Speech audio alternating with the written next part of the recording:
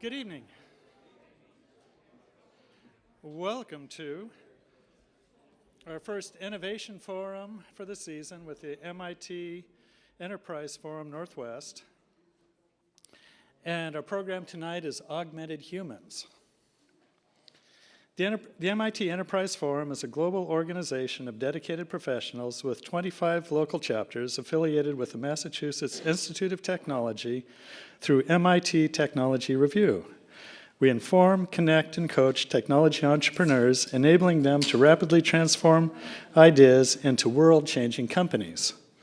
We are a volunteer-run organization of people who seek to be inspired and educated through technology leadership. Please also join us for our programs later this year: smart homes, molecular machining, connected cities, and 3D bioprinting.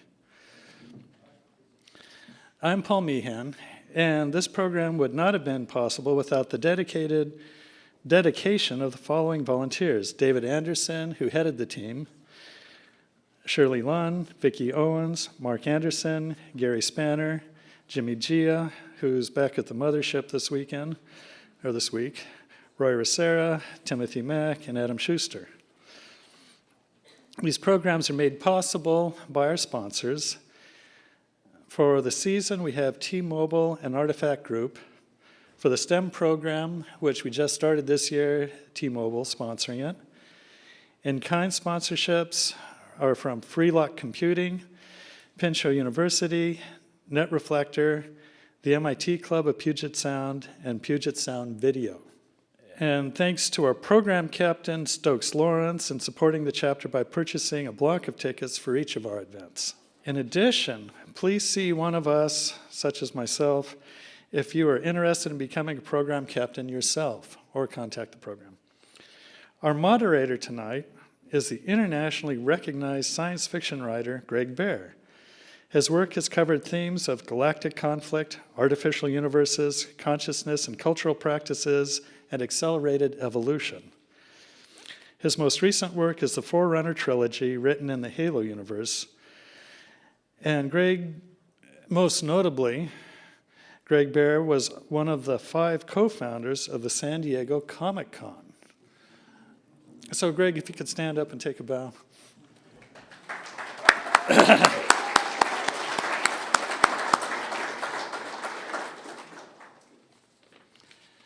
Our presenters tonight are Russ Angold from Ekso Bionics. He has a fascinating story of how he got into his interest with exoskeletons and how he applies them in today's world. His interest is in general augmentation of the human body. Our first presenter is Dr. Thomas Deuel, who got his MD from a combined MIT-Harvard program and then a PhD from Harvard. He's a practicing neurologist at Swedish. He's faculty at the UW in digital experimental arts, and he invented the encephalophone. Did I say that even closely correctly? Encephalophone. Okay, there we go. So without further ado, I believe, Thomas, the stage is yours. Oh, Greg, did you want? Okay.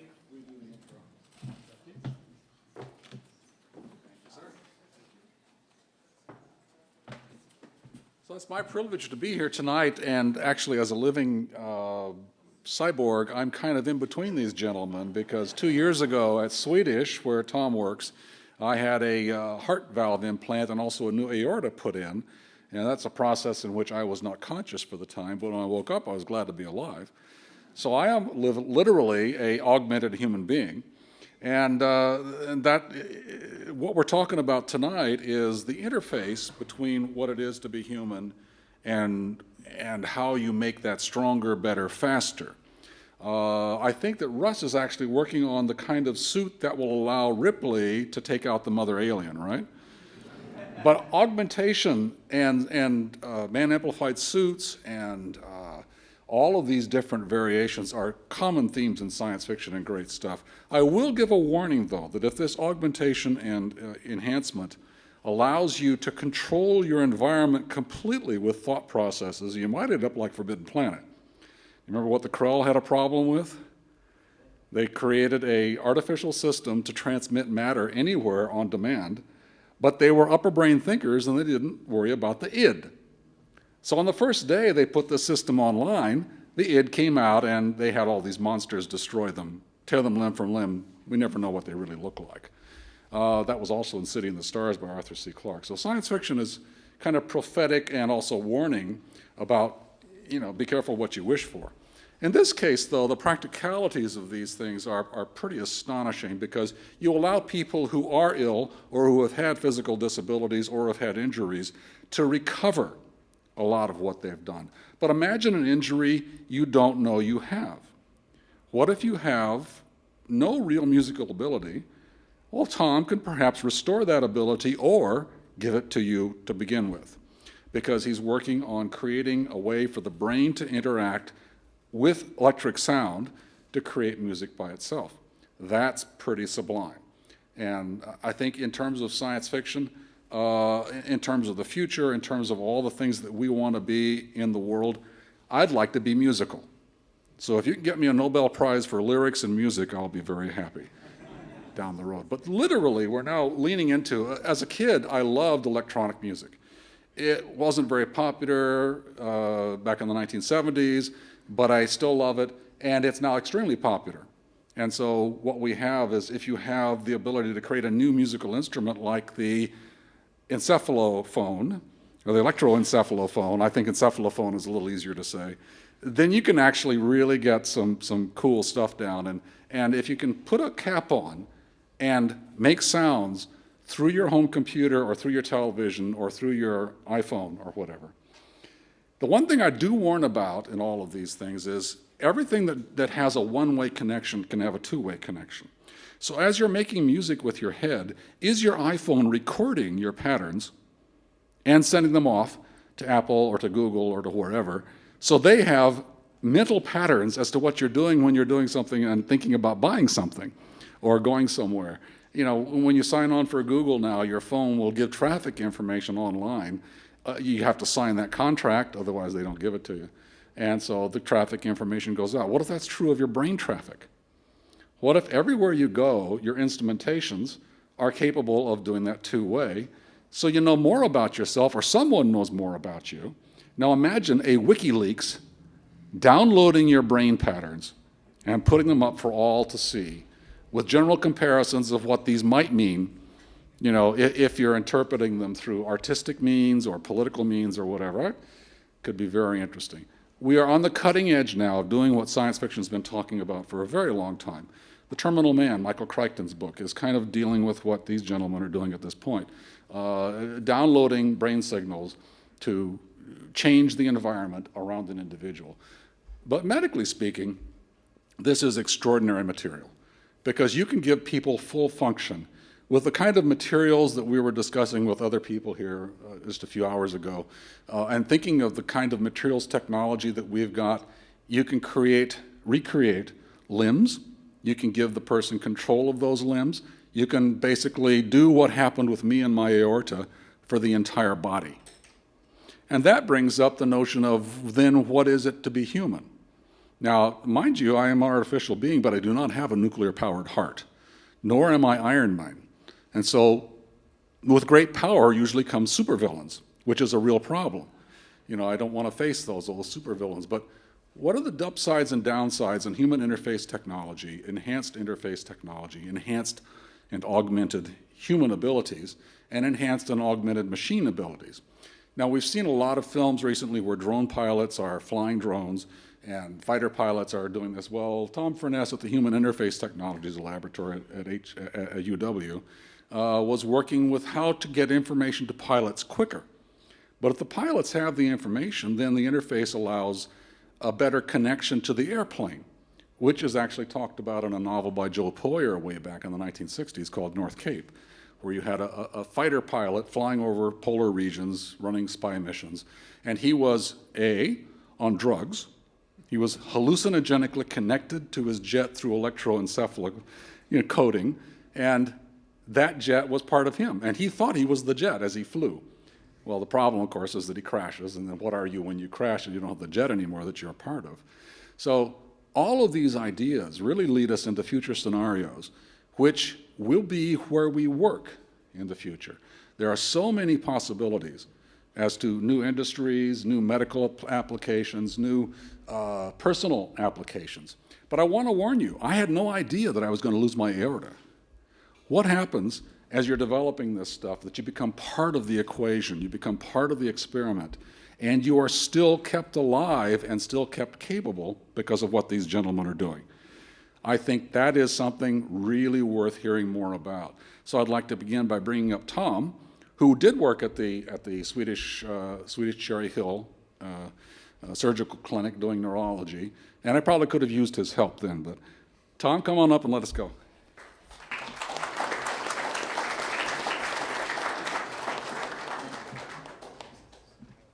Thanks a lot for that introduction, and thanks to the MIT Enterprise Forum for having me speak.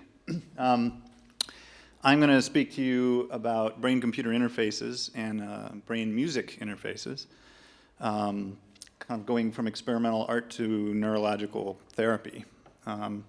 So you heard a little bit about my background. I'm going to give you a little bit more about my background with a lot of logos. It's always good to have a lot of logos on there and give credit to different places. My MIT connection was from my medical school training. I was in the Harvard-MIT Division of Health Sciences and Technology. And for those of you in the know, that's building E25. So that's back near Kendall Square.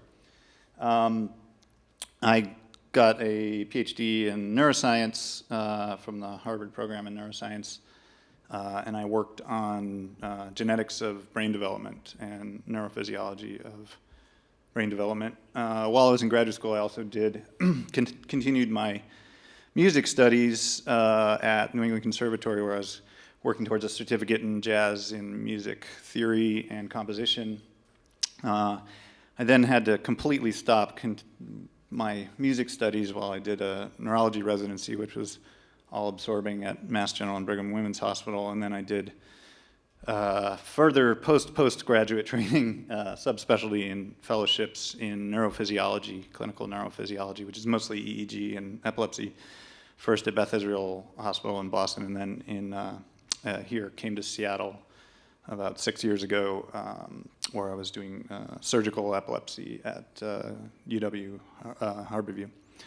So currently, I'm a neurologist at Swedish Hospital, Swedish Neuroscience Institute, and I do inpatient neurology, so mostly acute stroke, although we treat patients with brain tumors, seizures, MS, anything that you would have to come in to the hospital for. So if you have to see me, it's generally not good. I also do read EEGs for the hospital, so that's kind of a vacation day where I can sit back and drink coffee and just read EEGs without anyone dying in front of me. I also teach at the University of Washington, so I'm in the Center for Digital Arts and Experimental Media, where I teach a class called Art and Brain. It's the neuroscience of art and the art of neuroscience, and I do some research on music cognition. And then I have a sort of hybrid laboratory art studio where I developed the encephalophone, which is my brain music device. And I have some grants that I should acknowledge from For Culture, King County, and from 9E2, which is a art and technology festival that's coming up in Seattle. I'll tell you a little bit more about that later. So what I'm going to talk to you today about is a little bit of the basics of EEG, electrophysiology, neurophysiology, just sort of the basics of how we measure brain waves or the electrical activity of the brain. I'll talk to you a little bit about how people have taken EEG and turned it into sound and into music, and then I'll talk a bit about brain-computer interfaces, taking that brain signal and using it to bypass the peripheral nerves and muscle to help people with, mainly to help people with motor disability or other disabilities. And then I'll describe a bit about my device, the brain music interface I call the encephalophone. And I'll have a video that'll show quite nicely a demonstration of using the device with a patient, a very special and unique patient, and also a little bit of the performance aspect of it. So EEG, or electroencephalogram, it's basically a brain imaging modality that looks at the electrical activity of the brain, of brain structures. So you have metal electrodes, and then you have conductive media, mostly gel, that's put on the scalp. I'm talking here about surface EEG. There's also intracranial EEG, where you can put electrodes directly in the brain if you cut open the skull. But I'm going to talk mostly about surface EEG here. We use it mostly, it was developed mostly to diagnose epilepsy, so to look for seizures or evidence of seizures. Also used to study sleep disorders, and it's used for research in those areas as well, in epilepsy and sleep disorders, but more and more it's been, as we've learned more about the signal, it's been used for cognitive neuroscience research. The advantage of it over other imaging modalities is it's extremely precise temporally, so the temporal resolution is milliseconds. You can almost instantly see changes happening, which is not true of a lot of other imaging modalities. And it's non-invasive. You put electrodes on and some gel, and there might be a little irritation, but essentially we're not generally, although we do this occasionally, but the vast majority of the time we're not delivering electricity. It's something to understand, you're just listening. So it's really non-invasive. But there are disadvantages, and that includes that its spatial resolution is not very good. You can only kind of tell general regions of the brain within a few centimeters. It's not very precise. Particularly deep parts of the brain are not easy to hear at the surface. And then the signal itself is very quiet. So if you think of it in terms of sound, you're listening to a very quiet signal around with a lot of noise. So that noise comes from non-brain structures. It can come from the muscle, from other electrical devices in the room. It can come from movement. You're listening at microvolt levels, and there are larger millivolt and volt level signals that you have to get through. So it's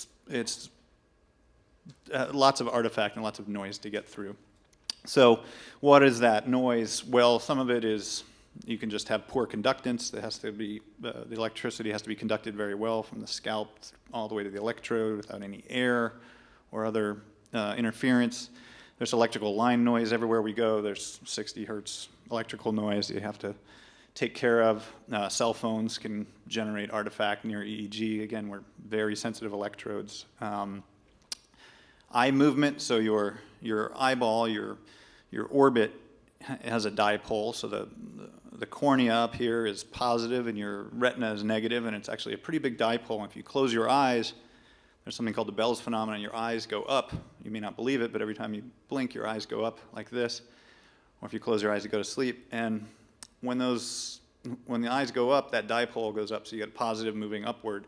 You can see off on the left there, those big, maybe we can get a cursor on here. Yeah, these big excursions here, those huge things, that's not brain, those are eye. That's the eye moving up, that's that dipole.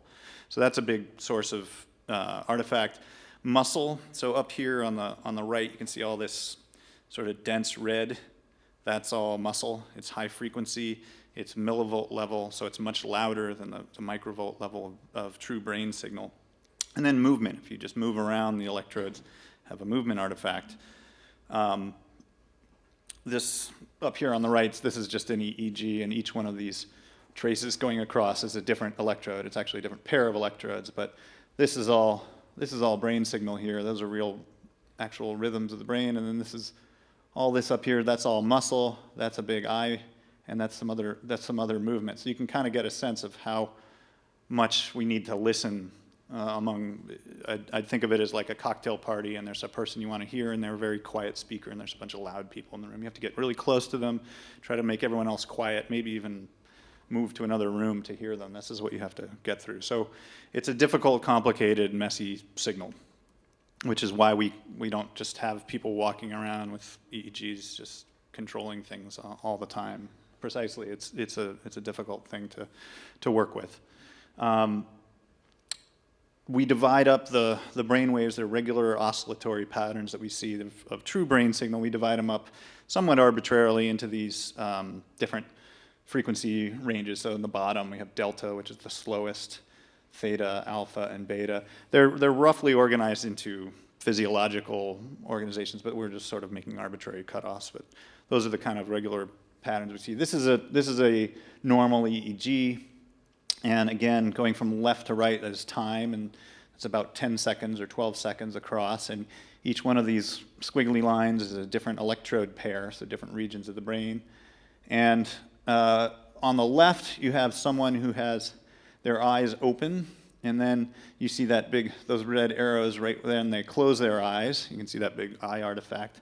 And then you see a very regular oscillatory rhythm there. It's particularly in the back of the brain, in the O, the occipital back here.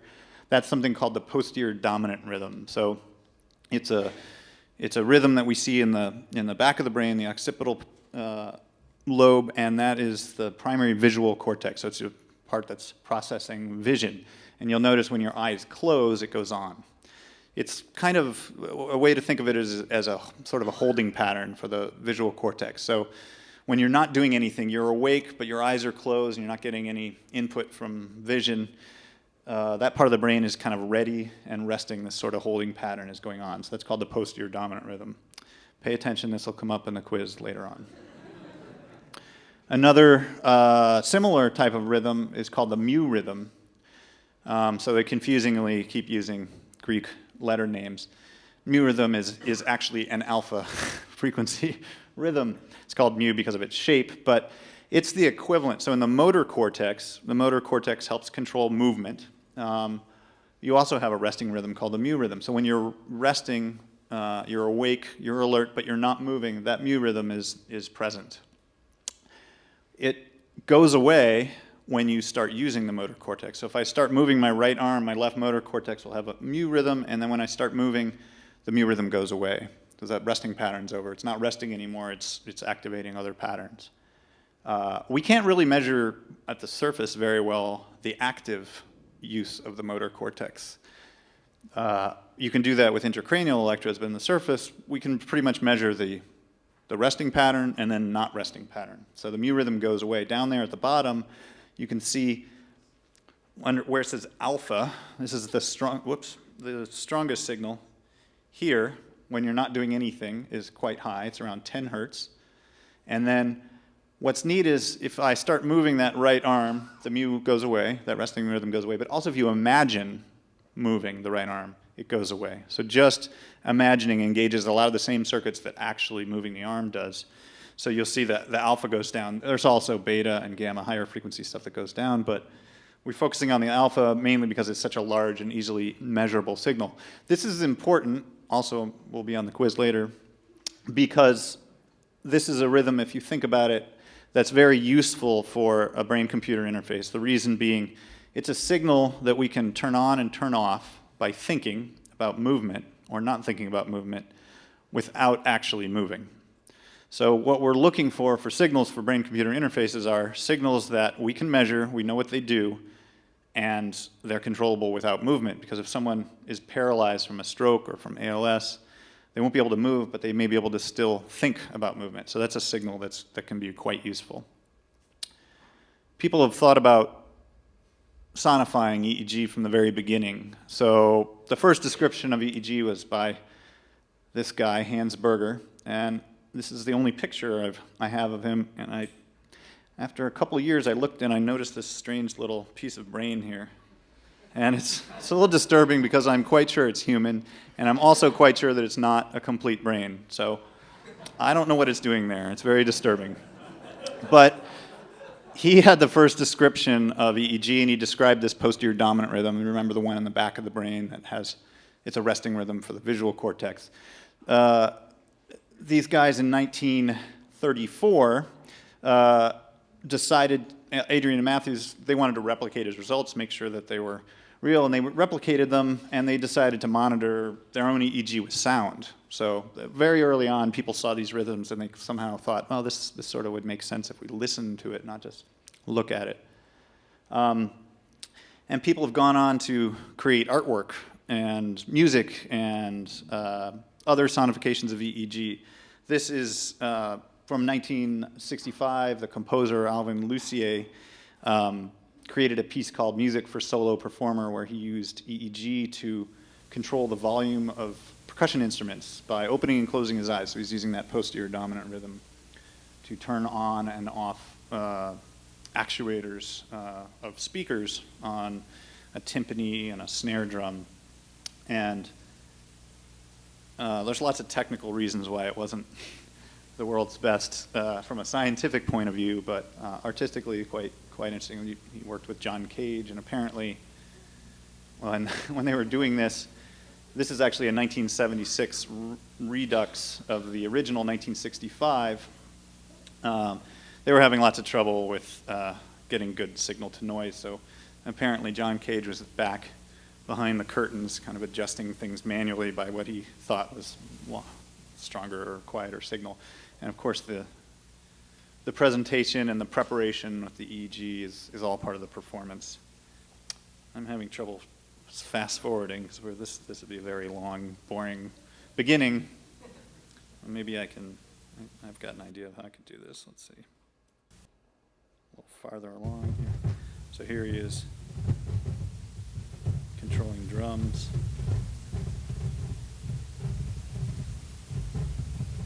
You can see the timpani there.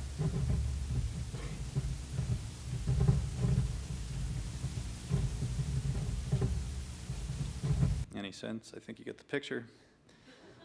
So others in the 70s, artist David Rosenboom created a few pieces using EEG. This one's a little cryptic. All we have is a schematic there, and he said there were 10 participants and they were controlling mixing of music that were played by keyboard performers live, along with some electronic phosphine stimulators, whatever that is. We don't have any video or audio of that. Later he did a piece called On Being Invisible, which used event-related potential. So those are simply electrical signals that happen as a result of some external event. So if you flash a light, you might get an ERP, an event-related potential, or if you played a sound. So it's not it's signal that's coming from the brain of the performer, but it's triggered by an external event. Those are called event-related potential. So he used that to use two performers to create some sound. So we audio of that. There's this kind of synthesizer type sound in one of them, and the other he used piano and voices.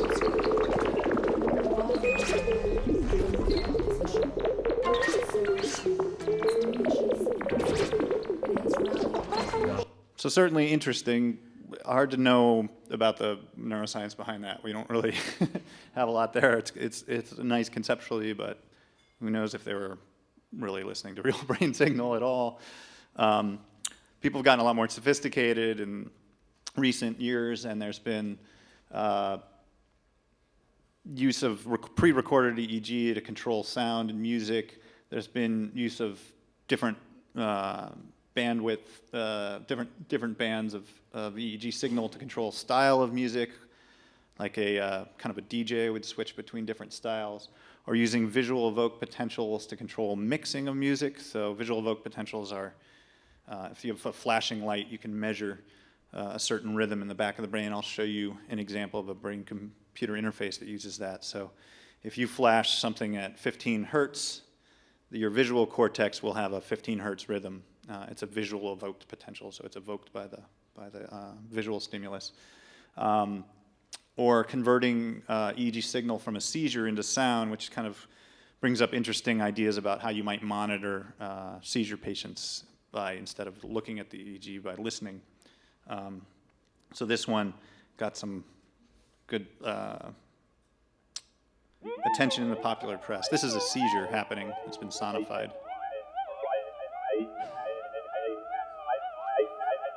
And the sounds they chose were vocal type sounds. They try to make it sound a little more human. You can hear what happens with a seizure typically is the frequency and the amplitude increase over time, and then they eventually decrease after the seizure kind of burns out.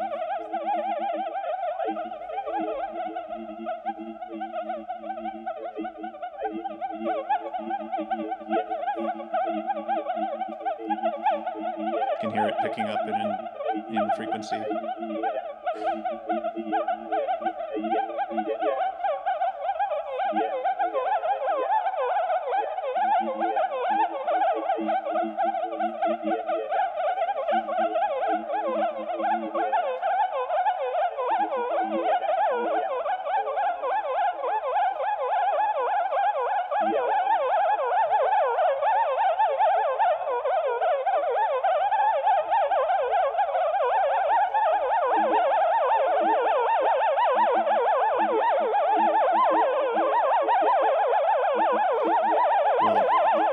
all move on. A typical seizure lasts about 3 to 5 minutes, and so eventually it slows down and it follows the whole evolution of a natural evolution of a seizure. But the idea would be you could possibly just be listening while doing something else. A technician could be monitoring, and if they heard that sound coming on, they could go in the room and stop the seizure. So brain-computer interfaces are, I've already been talking about them a bit, but they're basically a direct communication pathway between the brain and some kind of external computing device or a machine. The idea would be to assist or augment or repair different sensory motor or cognitive functions in humans. And scientists, neuroscientists have been doing research on this since the 70s, so a good 50 years or so. It started at UCLA with some grants from the NSF and DARPA, and even now in the year 2016 with surface EEG, again, just listening here, like this person here has a cap with electrodes on, we really, because of problems of artifact and specificity, we really can only get to about 75, 80% accuracy. So if you're trying to control a cursor on a screen, you can get, after lots of training, years of training and really good algorithms, you can maybe get up to 75% accuracy. And if you think about that, if you're trying to control a robot arm for someone who's paralyzed, that's not good enough. If it's going in the wrong direction 25% of the time, that's going to be a problem and dangerous, quite honestly. So why is that? It's all the artifact I was talking about, all the noise, the specificity, the signal-to-noise ratio is not so great. And specificity, I also mean not knowing what a lot of these signals mean, even if we do see them. So there are different signals that have been used to try to drive these BCIs, these brain-computer interfaces. One is these slow cortical potentials, and by slow I mean happening over 1 to 2 seconds. That's slow for EEG. They require lots of training, so people can get good at them, but months and months. Problems include that they're very variable between, some people are just good at it and some people are not. There have been interesting studies with patients who had PTSD or were alcoholics, and anything that kind of disrupts your cognitive focus can make you less good at these things. But they can also be used as training for those types of problems to help people kind of focus and direct their cognitive skills somewhere else. That's the slow cortical potentials. Another signal that's been used is the P300. P300 is called P300 because it's positive at about 300 milliseconds. And what that is, it's an event-related potential. So we talked about event-related potentials before. If something new comes up in any sensory modality in your field of vision, your audition, sensory stimulus that's new, you'll get a P300. You can measure it, and it'll pop up fairly reliably. It can be almost anything if it's infrequent. So I show you a picture of an elephant, and then I show you a picture of an elephant. I show you another picture of an elephant. Your brain gets pretty bored pretty quickly, and you don't really pay much attention to it. If I suddenly show you a picture of a monkey, you'll get a P300. That's different. And then I go back to elephant, elephant, elephant. If I show you the monkey once, you get the P300. If I show you the monkey 3 or 4 more times, the P300 goes away. So basically, it just means there's something new. We can see that pretty reliably. It could be again, it could be a picture, it could be a sound, it could be a tactile sensation. That's been used as a control signal. So you can make spellers out of this. People who can't speak, but they have intact cognition, they can look at a field of letters and they'll get a P300 when the infrequent stimulus, one of the letters that they want, shows up. So you show them 5 letters and they want the letter E. If as you go through the different letters, when the E comes up, they'll get a P300. And so you can use that to start spelling words. You get E, and then you show another group of 5 letters. You can imagine it's pretty tedious, because if you want to go through all 26 letters, you have to show 5 at a time, or, that can take a while. But that's been used as a signal. Another is these steady-state visual evoked potentials. So I talked about those briefly, but they're, if you see a certain frequency of light, you can measure that exact same frequency and a potential in the back of the brain. Those are very reliable. They're easy to bring up. The trouble is that the way that they've been used mostly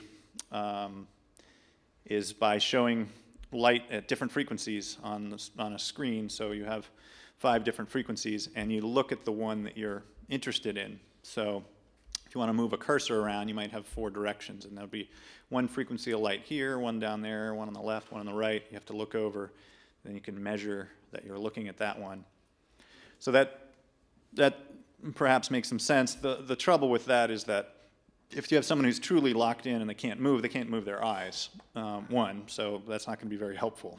They have to move their eyes to be able to come up with that signal. 2, if they move their eyes over to the signal, you don't really need to measure that from the brain. You could just look at their eyes.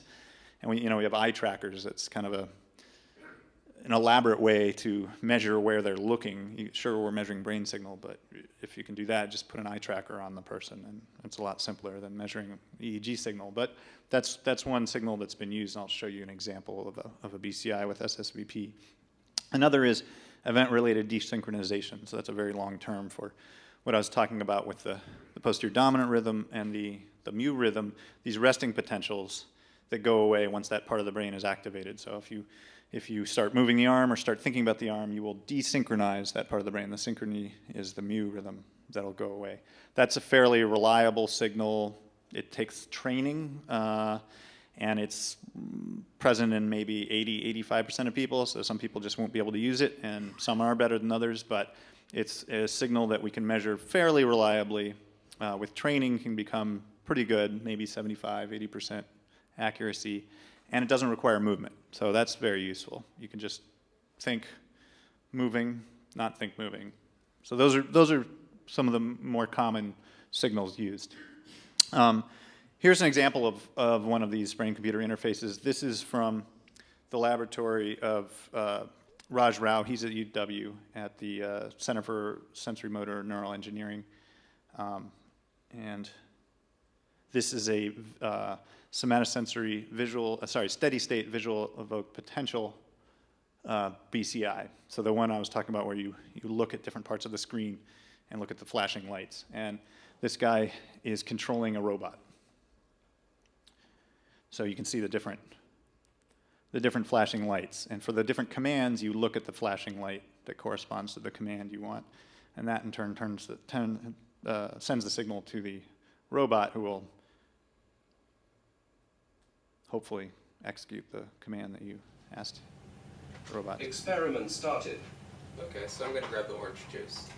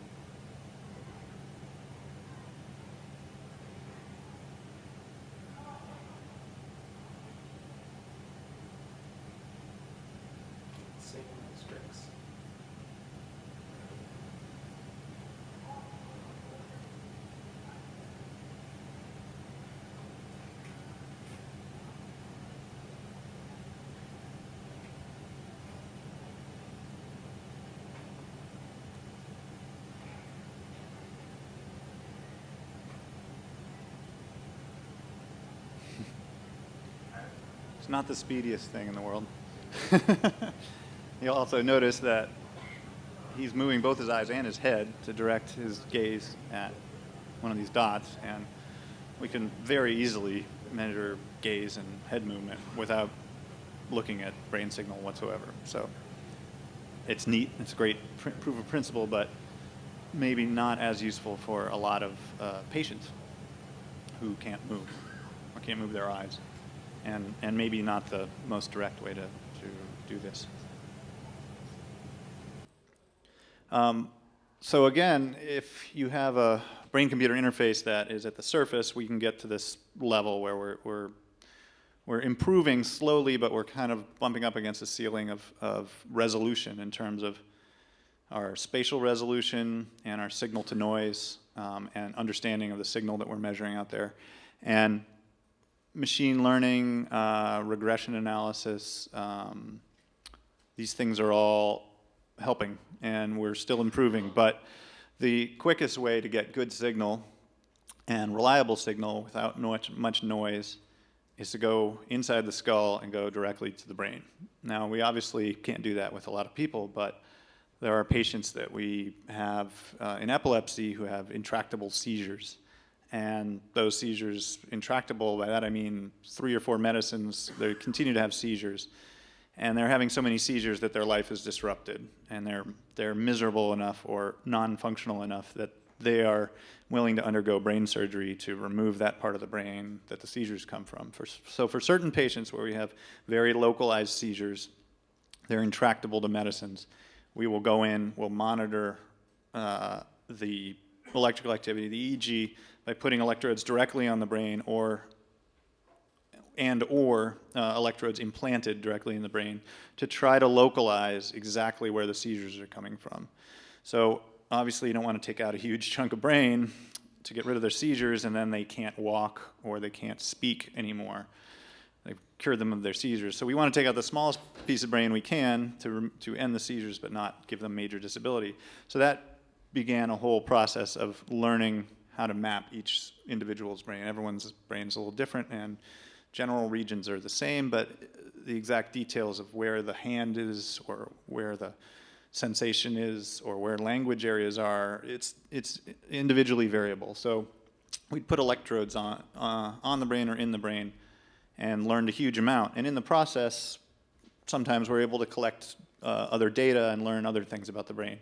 The signal is great. There's none of those noise problems we talked about.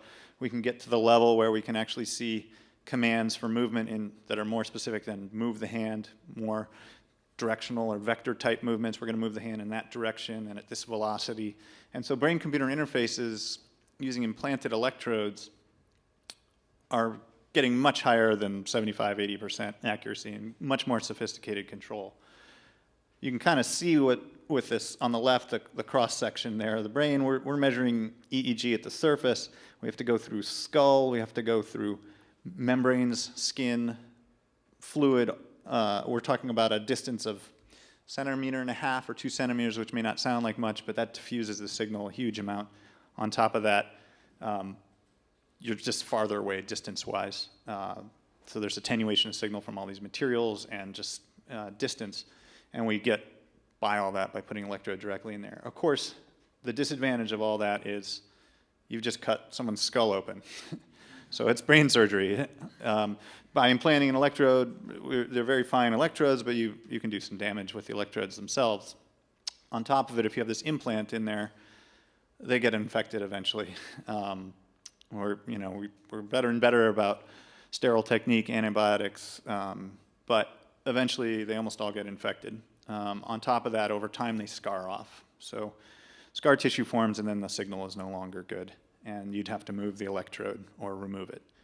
And you've now caused some scar. So those are some of the disadvantages. On the right, we have a example of one of the implants. It's a grid of implanted electrodes, and there's about 100 electrodes there on that chip. And just for comparison, it's on top of that penny, and that's the size. So it's quite tiny. And then the other arrow is pointing to the interface at the skull, and that is where the amplifier is and battery port, et cetera. So that thing has to be on the outside of the skull. We pretty much always need to have something facing outward. It can be under a skin flap sometimes, but you can understand why that might be a problem for infection. So this is good for a certain type of patient, a very limited type of patient. You can really restore some function to someone who's disabled, but it's probably not going to last, and it carries inherent risk. So it'd be nice to be able to just do a lot of this with surface EEG, but we're really bumping up against lots of technical difficulties. So I was studying brain-computer interfaces and studying music in parallel as I'm doing neurology and neuroscience research, and I thought, wow, it would be really neat if we can only get 75% accuracy for moving a robot arm or a cursor. That's probably good enough to generate music, as long as it sounds good most of the time, and that 25% of the time doesn't sound horrible.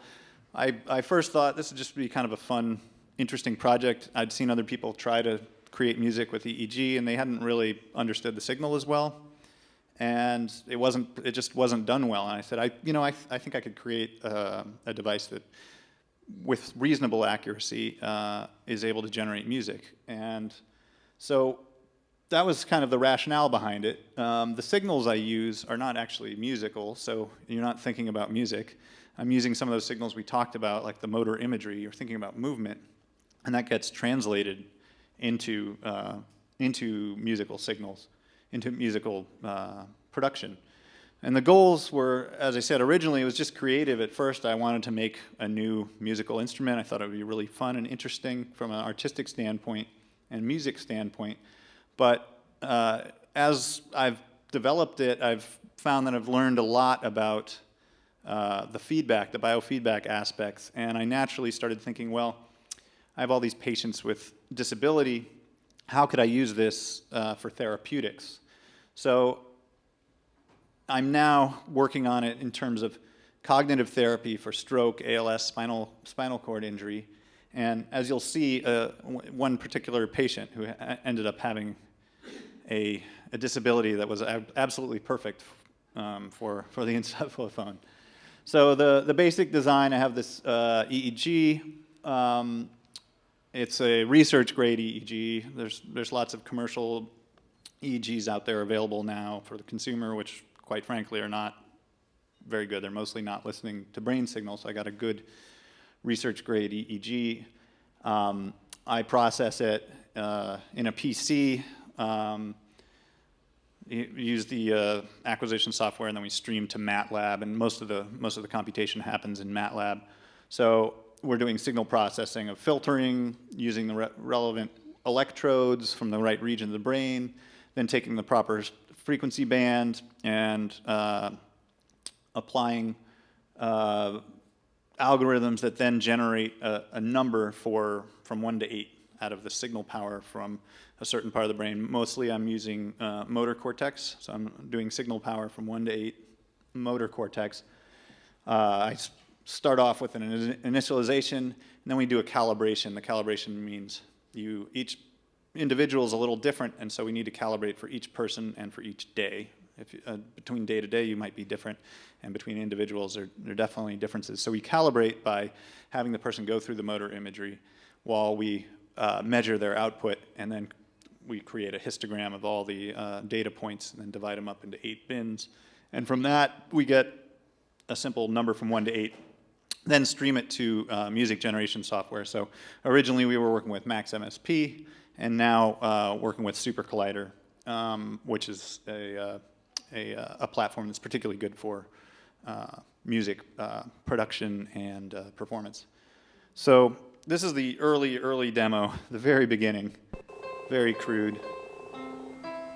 There's some video artifacts, sorry about that. So here it's just a piano in the C scale.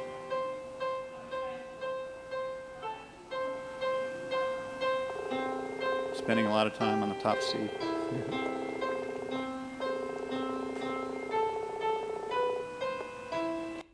So that's the very first one in my studio, maybe a year and a half ago, 2 years ago. But I went on and said, it's easy to put electrodes on people's heads and say I'm generating music from brain signal that you're intentionally controlling. There's lots of things out there that you can just convince people of anything, but is it really working? Is it scientifically viable? Is it actually controlling anything? So we did some initial experiments where we were just taking a bunch of individuals, 15 healthy subjects, and we just gave them very, very little training. We gave them a few minutes explanation of how this works, and we wanted to see our total novices able to control a musical pitch. So pretty challenging, actually, not doing any training at all, or a few minutes of training. What we did was we gave them a few minutes to play around after we calibrate, and then I gave them 5 minutes to hit certain pitches.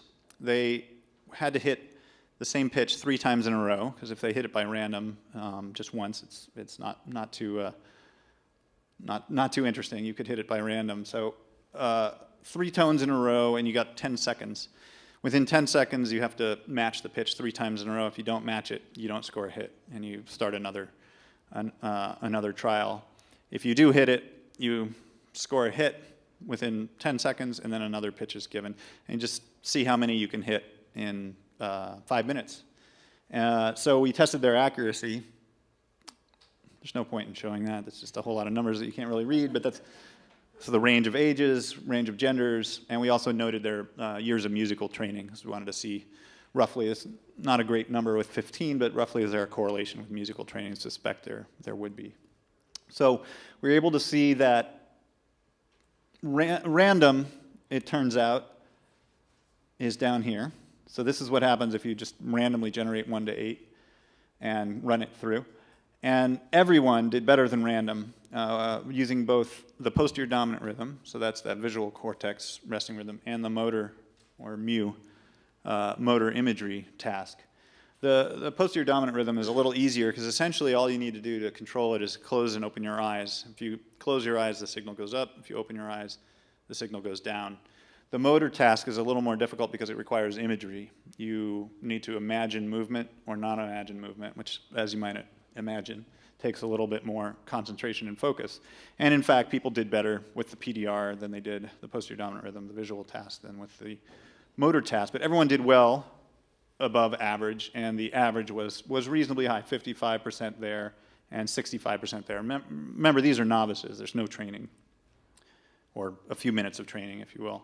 We also looked at the skew bias to try to make sure that people weren't just always hitting one of the notes, and just by sheer chance they would, if they were constantly putting out only one note, they would hit that note. And there were some people who were skewed, and you can see this one, they were really skewed towards the 8. This one's pretty skewed towards the 1, but on the whole, not a lot of skew bias. And then in terms of the musical training, we saw a trend, and there was certainly a trend for increased accuracy with musical training, but it wasn't significant. But what we're going to do now is, now that we've shown that it just works on a basic level, it's not random, people do have some level of accuracy, reasonable. We'd like to get it a lot higher, obviously. We know from past data that with motor imagery, training, it makes a huge difference. So if you train people for a few months, they get better. They just get better by sheer training. So we're now in the process of taking a limited number of people, and we're intentionally taking ringers. We're taking people who are good. We're taking people who have musical training and they do well on the initial task. We want to see how well they can do. We're just going to take them for 3 months and test them every 2 weeks. And we'll give them training as well as testing. The training will involve, or is involving, them playing freely along with the music. So they can just kind of solo along with pre-recorded music. They're in the right key. And just have fun. It's a game, really, but they're improvising. There's a volume pedal, so they're producing notes constantly, and it's not very musical to just constantly produce notes. So they have a volume pedal. They can shut off and on the sound so that they can use phrasing and different types of rhythmic aspects. And then in terms of testing, we were only testing 2 notes before, and then after they do 2 notes, we then test them on 3 notes. Can they hit the tonic and the octave and the 5th, and then can they hit the tonic and the 3rd and the 5th and the octave, to give them progressively more difficult tasks and a little more musical tasks. And we have taken the encephalophone and used it both for performance and for therapy. So I'm starting to enroll patients who have motor disability to use the encephalophone, but I had one particular case that was just perfect for it, and I'll show you a video to kind of describe it. There's a woman who had the exact lesion that this device, really a 1 in a million case that this device could treat. And there's also some performances coming up at the 92 Seattle Festival, where I'll be playing the encephalophone with an ensemble of musicians live for a concert of about a half hour long. And there's some visuals that will involve showing my brain signal in live video format, as well as hearing me play live along with these musicians. So I'm going to play this video, and this kind of describes both of these things, if I can get it to work. Let's see. Amazing grace, how sweet the sound that saved a wretch like me. I once was lost. I once was lost, but now.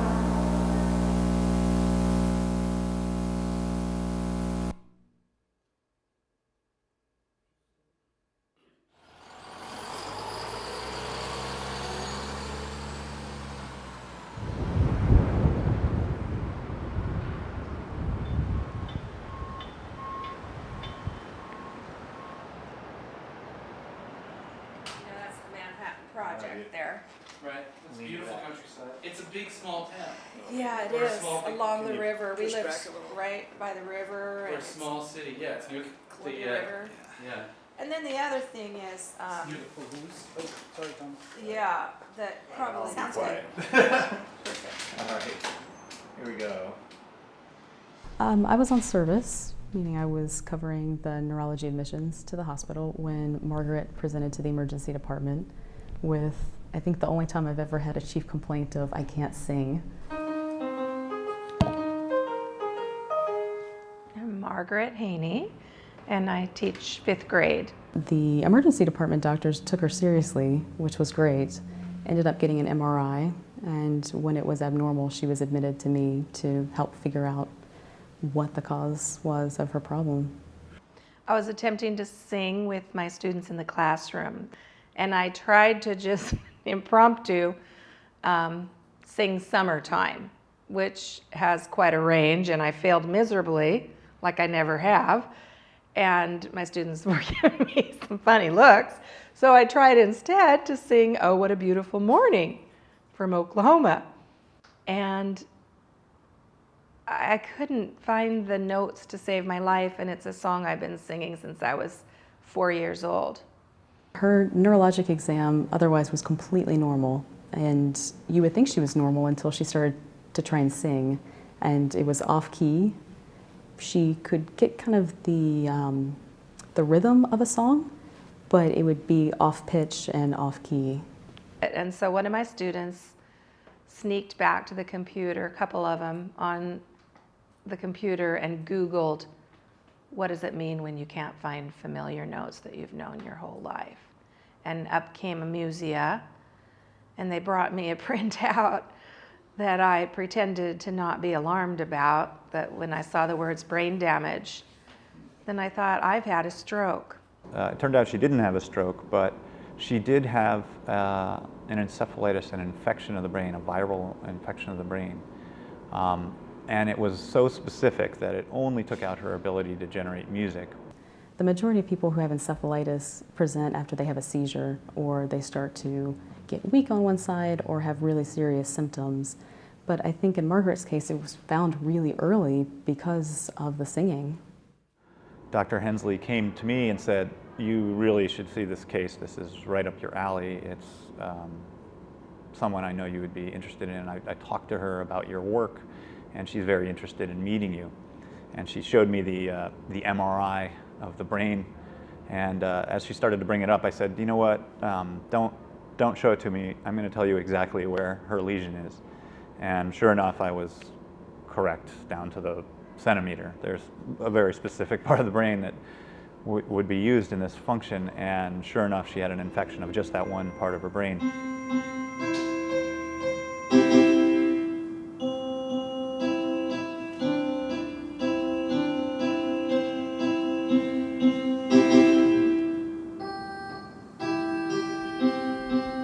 The encephalophone is a musical instrument that's generated, where music is generated from brain waves, or the electrical activity of the brain.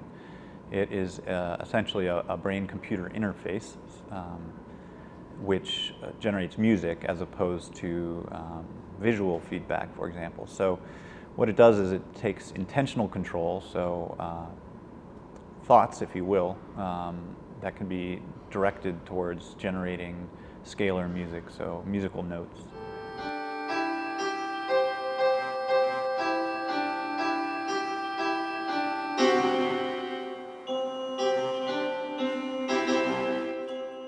So this is on my head.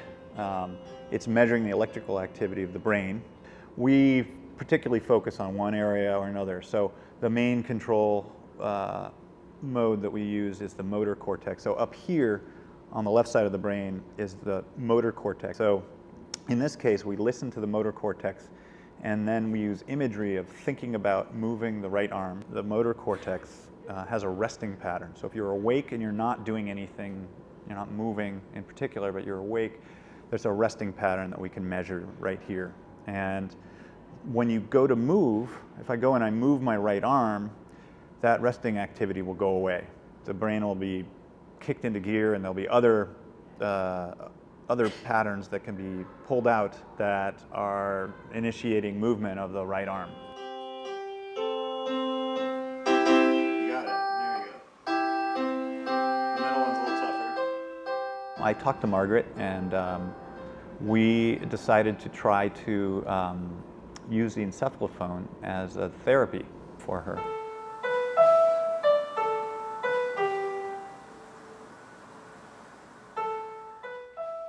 So she had lost the ability to generate pitches the natural way with her normal brain mechanism, but the encephalophone uses a different part of the brain. So she had part of her right temporal cortex, that part of her brain over here was not functioning because of this encephalitis. And who knows if it was going to come back. It certainly wasn't going to heal completely, but maybe heal a little bit. So that part is gone. The encephalophone was using this part, the left motor cortex, a totally different area, in order to generate music. So we thought, if we can train her to use this part of the brain, she may be able to generate pitches using the encephalophone. Not so much singing, but by using her motor cortex, and she might learn a new way or a new circuit, a new pathway in order to generate pitches on a musical scale. So we took her in, we gave her a standard test of amusia to get a baseline to understand where her disabilities lay. And then we began testing her and training her with the encephalophone. We would have her play along with music just freely, and then we would test her on a note tester that would ask her to try to hit certain pitches.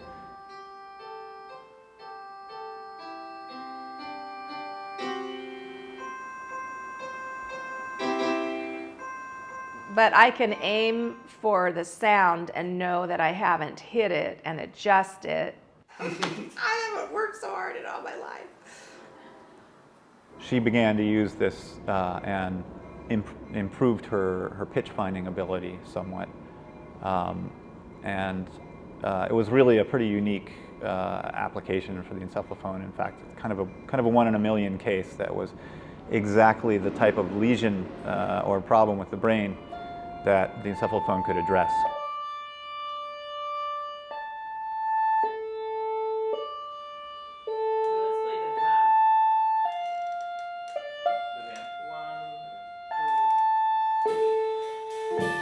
I thought it would be both interesting from an artistic standpoint, but also from a potential therapeutic aspect to take one of these brain-computer interfaces and have it generate in real time scalar music, just to make an instrument, essentially, just like you would create a new musical instrument with a different type of control.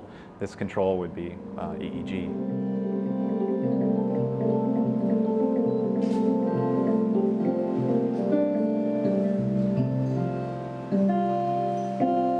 Going forward, planning on using it not so much for amusia cases, because they will probably be continuing to be 1 in a million pure amusia, but patients who have lost their ability to move their arms or legs from stroke or from other disorders can use the encephalophone to generate music. Even if they can't move their arm to play a violin or a piano, they'd be able to generate music using their motor cortex, even if that motor cortex doesn't drive the use of their arm. I also hope one day to take that, if someone has learned this use of their motor cortex to generate music, tie that into their rehab. So someone undergoing physical therapy to try to improve their strength could use the encephalophone by itself at first, but then start using it alongside their physical therapy, so that eventually maybe we can improve their movement.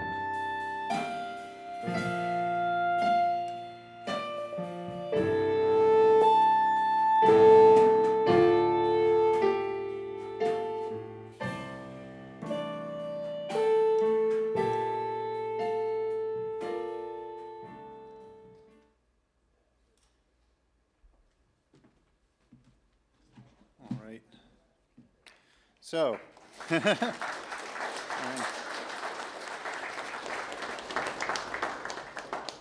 that was made by a filmmaker friend of mine, so he really made things look good there.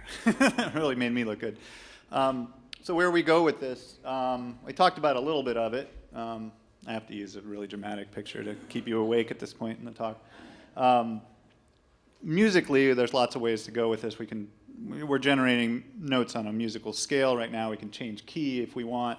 We could use it scale free to use it to control a theremin-like application. We could change chords with the signal, change tempo, change instrument groups or timbre of the instrument. Those are all possible signals.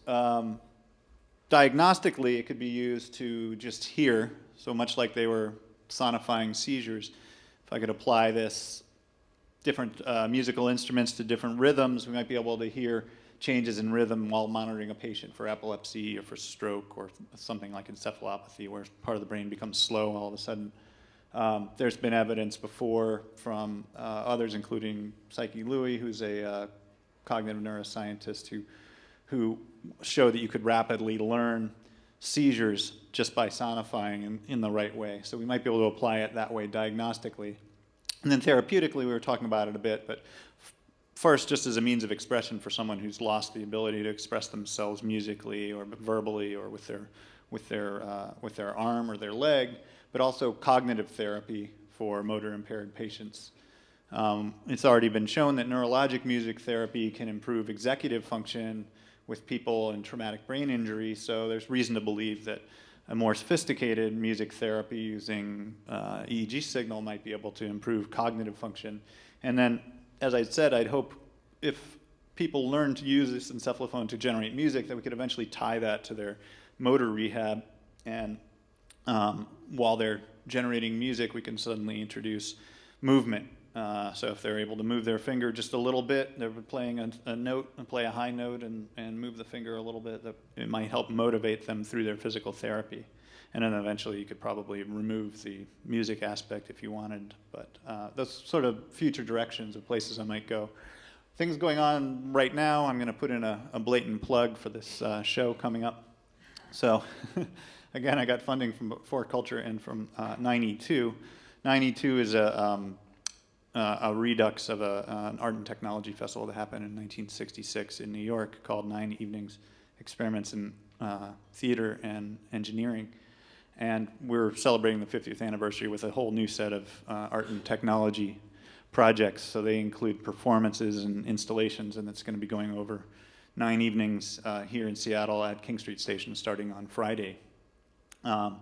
We have 2 performances of our group called the Encephalophone Ensemble, where I'll be playing live improvised music with the encephalophone along with 4 jazz musicians, and there'll be visuals that will be showing my brain signal in real time.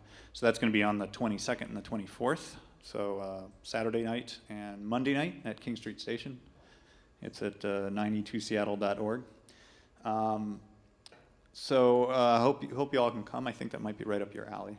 That's my blatant plug. And that's all I have. I think I'll pass on.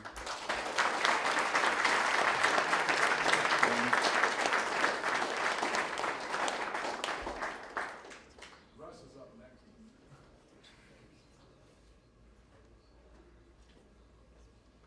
Thank you for having me. My name is Russ Angold. A little bit about my background. It's not as involved as Tom's. I actually tried to drop out of school in 4th grade. I stopped going to school for about a week and a half before my parents caught on. And I could do this because I have 6 brothers, so you can kind of go unnoticed. But to their better judgment, they sent me back to school, and I eventually finished college with an engineering degree, actually in agricultural engineering. I want to be a farmer. But my PE's in mechanical engineering, and I got into robotics after college, and eventually into exoskeletons. So that's kind of what got me here, but interesting past.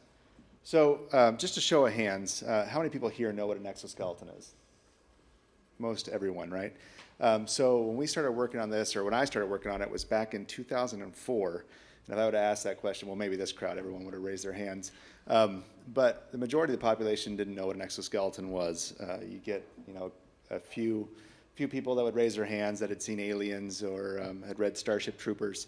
But with the media and the help of Iron Man, everyone knows what an exoskeleton is, and everyone has expectations that we should all be able to fly now, which is not the case.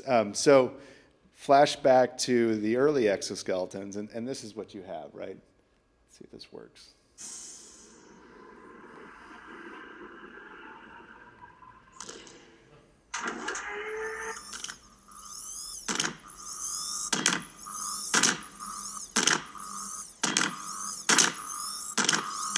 Get away from her, you bitch! So a lot of people, that's my first memory of an exoskeleton, and it's actually really interesting. We worked with the company that made that prop back in, that was 1986, 85. And what you can't see is there's actually a puppeteer behind, what's her name, Sigourney Weaver? Ripley. And he's actually moving the prop, and so they are walking, and it is functional, but you just can't see it. But the idea of an exoskeleton is not a new idea, right? It's been around for a long time. So back to 1890, there's some early patent drawings of folks that were trying to accomplish this. And this whole idea of, I think fundamentally humans are lazy, right? So we're all lazy. We're all looking for the easy button. How do we get skinnier without, actually having a diet? How do we get stronger without actually going to the gym? And so I think there's this low level, fundamental interest in exoskeletons. How can we be stronger without putting in the work? So back in 1960, GE tried to make the Hardy-Man, which was a big project for theirs. Rumor has it that they actually never turned it on with somebody in it because they were actually afraid it would tear them apart. So they made an attempt at it. And then in early 2000, DARPA went after it and started put basically a challenge out there, like who can make this an exoskeleton to really help soldiers with the amount of injuries they're having on the battlefields and the amount of weight that soldiers carry. Is there a way we can use exoskeletons to prevent injury? Because it's still the number 2 issue for the U.S. Army is injuries due to musculoskeletal injuries. It's back injuries, knee injuries. It's not bullets. And so they started investing in technology, and all of a sudden you see this flurry of activity in exoskeletons. So we were part of it at UC Berkeley as part of the DARPA program. There was other projects. Sarcos was part of it. But you see all this activity happen, and I kind of highlight 2005 as the date when finally the actuators and the batteries, the sensors, the computing power, we kind of made this, it got to this point where we could make these things feasible and get past the things that look like the behemoths of the Hardy-Man that were actually plugged into the wall. So in 2004, we actually had the world's first untethered powered exoskeleton called Bleaks. Here's a video of it. And you can actually hear it running in the background. So this is a hydraulically actuated 6 degree of freedom exoskeleton, powered ankles, powered knees, powered hips. This is Dr. Zoss, still works with us at Bionics. His PhD thesis is in exoskeletons. And so the way I got started is actually one of my former colleagues is working on this project on the power supply side, and he showed me this video and he said, hey, we need someone to come up and help make Gen 2 of this one to help take it to the next level. And I saw this video and I said, man, this is the future. This is it. I quit my job. I moved up there And week one, I realized that that entire backpack on the back of that thing was the power supply. So it's basically a self-licking ice cream cone, right? It could carry its own power supply, but that was about it. You weren't going to put any extra weight on it. This is as fast as it could walk. And the reason I got involved was I had one of my brothers was Ryan. So here's my brother and I. He had gone to the Naval Academy, and we both played football. He was at the Naval Academy. He wanted to be a Navy SEAL. I was getting recruited to go to West Point to play football. And he came back winter break and told me what life was like at the academy. And I said, well, time out. I have a problem with authority. So you go to be a Navy SEAL, I'll be an engineer, and someday I'll make you cool stuff. So that was a deal we had made. So when I saw the video, it was like, oh, this is perfect. So my brother was successful, became a Navy SEAL, and a good one at that. And so I quit my job, move up there, and I show him that video. And he says, we're never going to use it. I said, well, what do you mean? He's like, it's too loud, it's too slow, it's too heavy. So life lesson, right? Show the technology to the customer before you bet the farm on it. But that was okay. I had a year to try to fix it and figure out some solutions. And then actually 1 week later, so that was week one. 1 week later, I get the call. My brother had an accident and broke his neck. So I get on an airplane, flying across the country to go see him, thinking about how we can apply this exoskeleton technology to get him up and walking again. So I get to Virginia Beach. I walk into his hospital room. I said, brother, don't worry, we'll get you up and walking again. And he says, I can walk just fine, I just can't move my arms. So he had what's called central cord syndrome, so he lost nerve damage to his arms. And through the course of a couple years, he got his strength back. He calls himself the world's strongest incomplete quadriplegic. And here's a picture of us this summer surfing out on Shasta Lake. So he recovered, and he's fine. He still has lingering issues, but he'll never let anybody know about it. But the thing that stuck with us was his ability to do a ton of rehab, basically at home, starting with really small tasks because he had no strength, and then building up to bigger and bigger tasks as he could build that strength to the point where now he can do 20 pull-ups. And what stuck with us is, how do you do that if you lose the ability to walk, right? If you can't take that first step, how do you get that repetition in the training to get you back up and back to walking? And so it kind of steered our focus a little bit. We still had to focus on the power requirements. That first exoskeleton used 5 kilowatts. So imagine your lawnmower on the back. So we had to solve some technology problems. But at the end of the day, we realized that there was much broader applications for the technology. So we focused on solving the technology problems, and we also looked at different applications. And we launched our first commercial medical exoskeleton in 2012, and since then we've had over 6,000 users take over 73 million steps. So we actually have a modem in each one of our devices, so we can see this on a daily basis. We have a counter that goes up at the office. It's pretty cool. So it's pretty cool to see the technology have that kind of impact on such a broad population. So I'll go into a little bit on the medical side. So we have this Ekso GT. What is it, right? So it's a wearable robot. It has 4 degrees of freedom, 2 powered. Can't make it move. Hang on. Stuck. Oop, there we go. Jump back. So it's mainly sold to rehabilitation hospitals. So it's optimized for a clinic. It's adjustable. You can go from a stroke patient to a spinal cord injury patient in 5 minutes. All the lengths are adjustable depending on the size of the individual, and then the software actually adapts to the user. So just like my brother, as he was getting stronger, the whole idea was, can we make a machine that can sense the user's capability, and as that user gets stronger, gains more strength, the Ekso or the machine can get weaker until eventually they don't need it anymore. And that's exactly what we're doing today with stroke patients. So I have some videos here of stroke rehabilitation, and I don't know how many of you are familiar with this, but here's the current way. Let's see if it plays. On the left here, you'll see the current therapy, or the way people typically do rehabilitation for stroke patients. So you have 3 physical therapists trying to get this individual in parallel bars to take clean steps, trying to get them to get some repetition in there. And then on the right, you see an individual walking in the Ekso. And then there's 2 videos going at once. I'm ADD, so this works for me.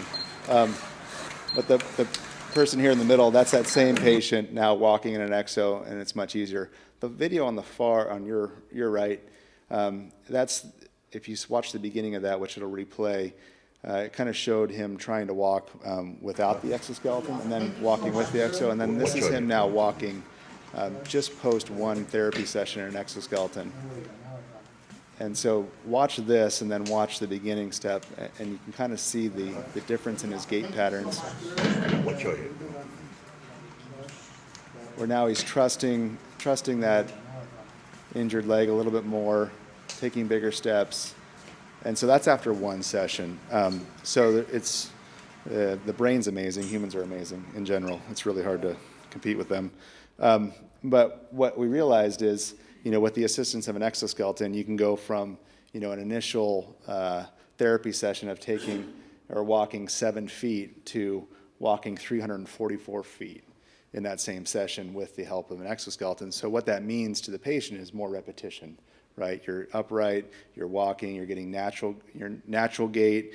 The exoskeleton's actually constraining you a little bit so that you're walking through a natural step trajectory, and you're not trying to do any of the hip hiking or trying to alter your gait in ways to compensate, because humans are really adaptable and we can figure out ways to walk even if we're missing muscles or they're weak. We will figure out a way to move, and sometimes that's not the best case for the long term. So using the exoskeleton, these users can get lots of repetition in with exoskeletons, and eventually, like I said, the Ekso can actually sense how much capability they're putting in. And it's really interesting to see. The first time we did this, we put it on an individual, and the therapist, well, that was actually one of the really interesting things. Early on, when we came to the rehab centers with an exoskeleton, everyone thought, or the therapist thought, that you were trying to replace them, the therapist's job, with a robot or with an exoskeleton.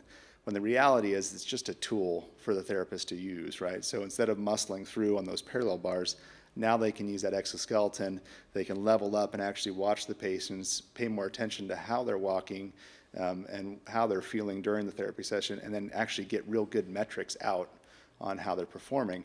And so one of the tools is they can see the contribution capability of the patient. So say that the user can put in 60% of the strength required to walk, we can program the Ekso to put in the 40%, right? And then they'll actually take clean steps.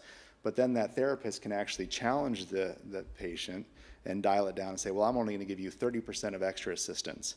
I'm going to require you to try to recruit more of those muscles to take that extra step. And the Ekso will actually go to take a step, and it won't finish it. And it'll give some audible clues for the user. And they do that a couple times, and then pretty soon they're actually recruiting those muscles and making that next step. It's kind of like going to the gym and pushing a little bit harder. But after 10 or 15 steps, now they're pretty exhausted from focusing so hard on trying to recruit those muscles, so the therapist can back it off. So the Ekso ends up being a really good therapy tool with measured outcomes to help progress the patients to the next level. So that's on the medical side. Where we are in the world, so primarily North America and Europe. Again, we sell to hospitals, and they use it. 8 to 10 patients per day can cycle through an exoskeleton as part of a therapy program. So that's our main commercial product. But at the end of the day, we realized that there's more applications for exoskeletons. So I have a little video here I can show you, kind of showing the breadth of both our medical exoskeletons and some of the other stuff we do, and I'll talk more about it afterwards. Ekso Bionics is changing what the human body is capable of. We believe in amplifying human potential. We have always been limited by what our bodies can physically do, until now. In our unique space in Richmond, California, we collaborate to produce the most revolutionary products in human enhancement on the market. Ekso Bionics is the leading developer of wearable exoskeletons. We make Ekso GT, a medical device that teaches spinal cord injury and stroke patients to walk again. Our revolutionary variable assist software responds to how the patient is walking and allows users to take data from the device to improve physical therapy. Patients in Ekso GT have already taken over 60 million steps in more than 130 rehabilitation centers worldwide. And we're just getting started. We just launched EksoWorks, our line of exoskeletons that amplifies the abilities of construction and industry workers. With EksoWorks, they can do their jobs more safely and efficiently. At Ekso Bionics, we are changing the world with wearable exoskeletons by improving how we walk, work, and live. Take the next step with us at Ekso Bionics. So obviously we're in the healthcare space. We actually started as a DARPA program. We still do work with DARPA and DoD trying to advance the technology to protect government soldiers, firefighters, first responders.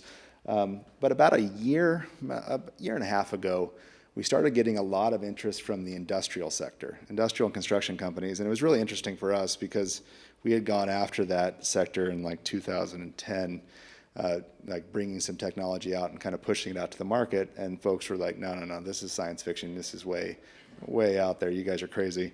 And so in a short period from 2010 to 2014, all of a sudden, our phone starts ringing and people are asking for the technology. And we're like, well, what happened? And so again, back to media, I don't know if they saw our medical exoskeletons, but the general assumption from the population or the market was, hey, we should have exoskeletons. So we went out and we started surveying that space and seeing what the issues were. And if you look at the construction industrial space, there's primarily three things they were concerned about. Safety being number one. In the U.S., we spend $21 billion in direct cost to overexertion injuries, and I'll go into a little bit more later. Productivity, how do we keep our workforce productive throughout the day and prevent fatigue? And then also in the U.S. and in Europe, there's a huge crisis with the aging population. Everyone's working longer. The younger workforce isn't coming into those fields, and so how are you going to get things done within an aging workforce? So going into a little bit more detail on the safety side, you look at this chart here, and the three red columns add up to $21 billion. So overexertion due to outside sources, other bodily reactions, and the microtasks, things that we think you can eventually solve with some sort of human augmentation type of technology. On the productivity side, we pull up this chart. This one's pretty interesting. So it shows the productivity improvement over time between the manufacturing space and construction space, where manufacturing has seen great gains. You know, it's almost 2x that of construction, who's remained relatively flat. And you ask yourself why? What's the cause for the big difference? And I think a lot of it can be attributed to robotics and automation. And so if you look in the manufacturing space or any sort of, I'd say, fixed asset type of production, you can implement robotics to help increase productivity and remove some of the labor component. Well, construction, it's a much different environment. So I actually found this chart from the Boston Consulting Group, which I thought was interesting. It talked about advanced robotics and where they're going. So if you look at the axes here, on the x-axis, you have the environment, from a rigid environment on the left to an unstructured environment on the right. And then on the y-axis, you have no logic needed to develops logic on the upper part of the axis. So if you think about a traditional robot that's going to weld a car together, that robot is not making any decisions, right? It's just a pre-programmed, position-based machine that's going to go to the same spot every time and do the same weld, and it's fixed in place and nothing's changing, and it can do that 24 hours a day, 7 days a week. Where things get interesting is when you start asking that robot to try to make decisions, right? Okay, we're either changing cars, or based on that environment, how are you gonna solve that problem? And that's really where we see the application for exoskeletons in this space, is augmenting the strength and endurance capabilities of machines with the decision making capabilities of humans, right? So if you look at a construction environment, right? Every day you go on that job site, it's different. They've built a new floor, things are changing, things are moving. And so having that human there where they can actually make the decisions and then augmenting them with some robotic capability to take them to the next level, that's really the sweet spot. And that's where you're going to start with human augmentation. It's not going to be replacing those factory robots because those things are doing a great job. So that was interesting insight for us. How many of you actually saw the DARPA Robotics Grand Challenge? Anybody watch that? You watched that? Nobody else? So I'll give you a quick snapshot. So this is the same DARPA Grand Challenge. If you think back to 2000, I think it was 2002. Was that the year of the driving Grand Challenge? Anyone remember 2002? So DARPA put out the Grand Challenge for self-driving vehicles in 2002. Year one, I think the farthest a car went was maybe 200 feet. And then 2 years later, these cars were driving a long ways, and now you see all the commercial investment into self-driving vehicles. Well, they did the same thing with robots, and they had the competition last year where they had this course where a robot had to get into a car, a humanoid robot had to get into a side-by-side vehicle, drive down a path, get out of that vehicle, open a door, shut the door. No, I don't even think it had to shut the door. Open the door, go in, turn a valve, use a drill to drill out a hole, go over some rubble, up a set of stairs, and then would finish. So it would take any one of you probably 2 minutes max to do that course, and the fastest robot could do it in about 30 minutes, with the majority of them failing miserably. And it just kind of highlighted how capable humans are and how far we have to go before robots catch up with us, which speaks to this slide here. So using this hybrid system where we can leverage human capabilities with robotic strength is going to be important going forward. As far as the aging workforce, sorry, my slide got messed up, but you can kind of see this trend from 1985 to 2014 of the older population, the 45 to 64-year-old segment of the construction space, industrial space is growing, and there's less and less younger folks coming in to fill those jobs. So I think it was last month they said there were 6,000 jobs that went unfilled in the construction space because they lack of skilled workers. And so they're paying their workers overtime and trying to figure out solutions to get things built. And so how are we going to help solve that, or how can we make people more productive? So after going out and surveying it, we decided, okay, maybe the time's right. We'll start up our what we call our Ekso Works division and see if we can augment workers. And what we realized is it's not just about exoskeletons, and it's not just about the technology. It's about how to get people to adopt the technology. So we have this what we call the Ekso Works system, and in the upper side or the upper quadrant, you see the exo suits, so full exoskeletons. We actually went out with those about 1.5 years ago and started doing some testing with different construction companies around the world, and we made a minimum viable product for exoskeletons. It was passive, so no batteries, no sensors. We could hold heavy tools, and it was literally the simplest exoskeleton we could make to try to introduce it to that market. And the feedback we got was that's still a step too far. It's still too complicated. It's still too much to put on. And so not making the mistake I made that first time without talking to the customers with my brother, we spent a lot of time out in the field trying to understand really what their problems were and how we could solve them. And so what we realized is ladders don't exist today on job sites. The majority of workers work out of aerial platforms, scissor lifts, boom lifts, or on scaffolding. And so if we can make our system mount to those systems that they're already using, it makes it very easy for them to adopt. It's the same tool they're using, same platform they're using. We're just going in between, canceling the effects of gravity. So starting with those, then moving to vest systems, targeting shoulders. Again, if you look at the statistics, back injuries are going down. All the ergonomists have done a great job of making things lighter, showing people the right way to lift things, but there's still tasks that involve overhead use, and the shoulder is the most complicated joint on the human body.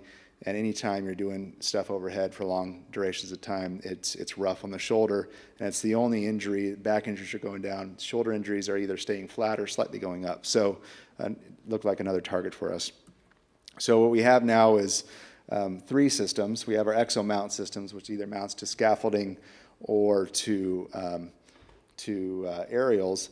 And the whole idea here is to make the tools weightless, right? Some of these guys, I actually had never heard of a rivet buster until I started talking with some of these folks. And it's this tool that weighs like 35 pounds, and it's basically a handheld jackhammer to, demolish concrete. And they're like, oh yeah, we use this all the time. And I was like, are you kidding me? Like, someone's supposed to use this all day? Like, that's cruel. And so looking at some of these heavy tools and making those weightless really makes people more productive. Then obviously our vest system, that's more about making your arms buoyant. So it's less about heavy tools, but even if you hold your hands overhead for a long time, say I'm a electrician or somebody working in the ceilings or using light tools, just doing this for a long time is exhausting on your shoulders and causes issues over time. So we have a solution there, and then eventually we'll get to the suits once people understand the value of making things weightless. So we have a video here, a comparison video. Maybe this one will play, but you can kind of get the snapshot based on the heart rate at the bottom. We have these two guys, and over the duration of the 70 minutes, Dwayne on the left here, his average heart rate for 70 minutes is 157. He's unaugmented. And Ed on the right, his average heart rate for the 70 minutes was about 109 with the augmentation tools. You can get a sense for it. The rising cost of safety due to on-the-job injuries is killing our productivity, and that's where the EksoWorks aerial system comes in. With the patented zero-gravity arm, the use of heavy hand tools becomes almost effortless by rendering them weightless. We decided to put the Ekso Zero-G arm to the test to see if it could save time and money on the job site by getting the work done faster and protecting the worker from injury and strain. We gave the workers 2 identical drilling and chipping tasks. Dwayne will use traditional methods, while Ed will be assisted by the Ekso Zero-G arm. We will be monitoring the heart rate, time, and progress as both workers complete the task.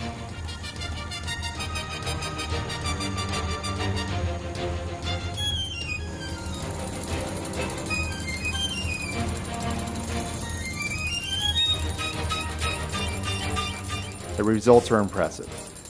The Ekso Zero-G enabled worker finishes all the tasks while the other worker becomes too exhausted in the process. With the assistance of the Zero-G arm, the worker completes the task faster and with significantly less effort and fatigue. So what if you could complete your heavy hand tool task faster with better accuracy and less injuries? Now you can with the EksoWorks aerial mount system. So a lot of time people The ask, rising cost- well, how long did it take Dwayne to finish? And the answer is he didn't finish. He wasn't going to finish, and he wasn't going to show up to work the next day. He was so smoked after that, like he was going to find a career change, right? That's literally the task at hand. And until you've tried to run one of those heavy tools all day, it's unbelievable. So here's what some of our customers are saying, right? And this is really the cool thing about this is at the end of the day, we're all about helping people, right? So that worker feels better, but they're also more productive, and they're going to be able to get more done.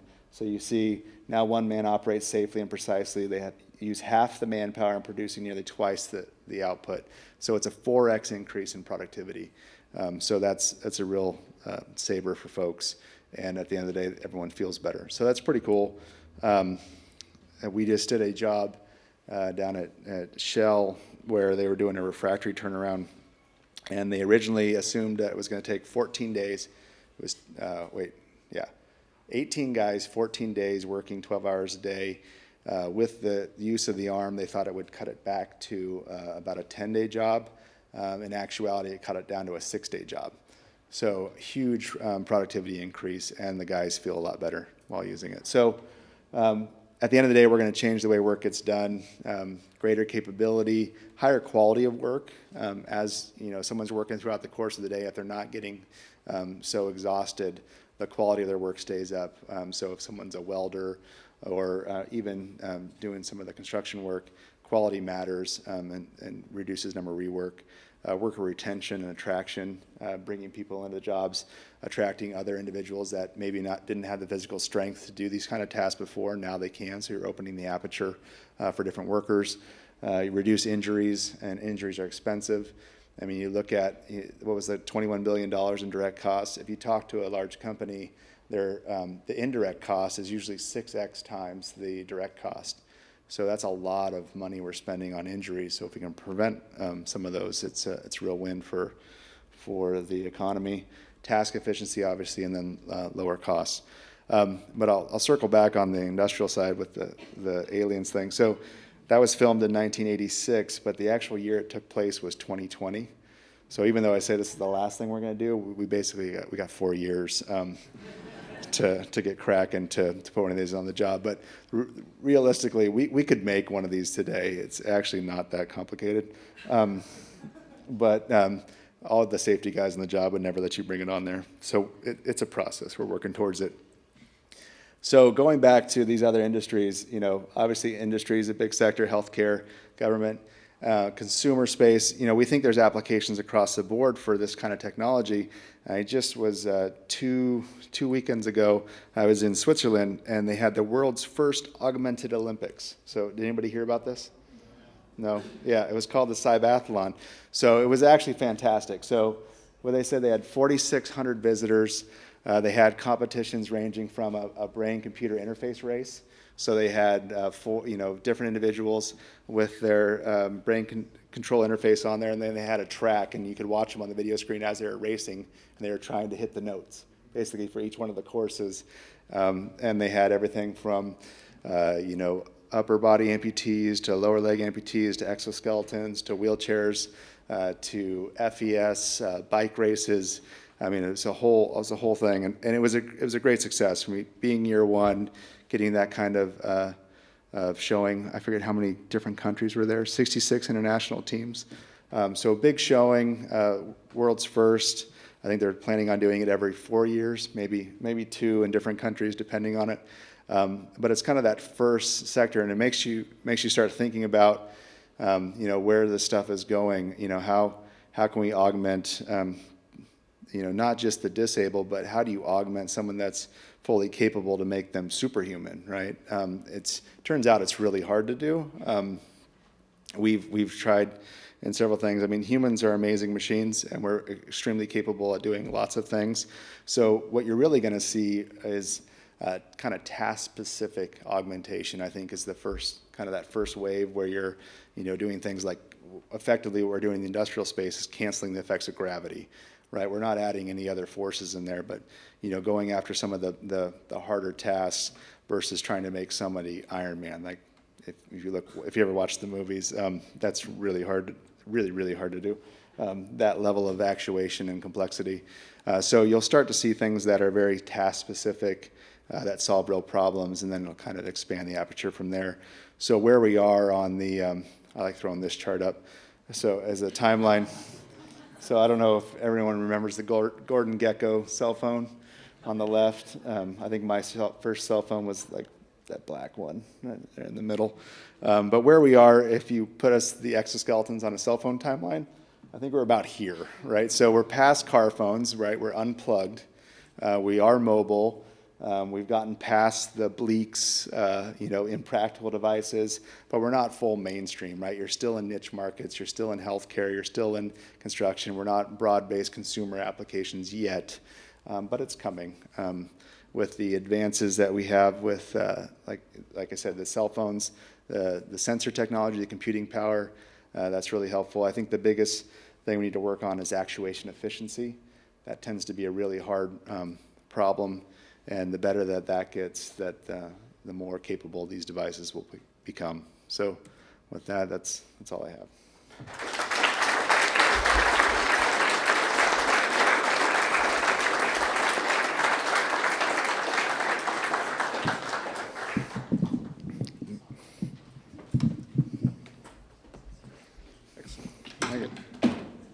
So I think we're all going to sit up here and start taking questions shortly, but before that, I think I would like to congratulate these gentlemen not only for great presentations, but for terrific work.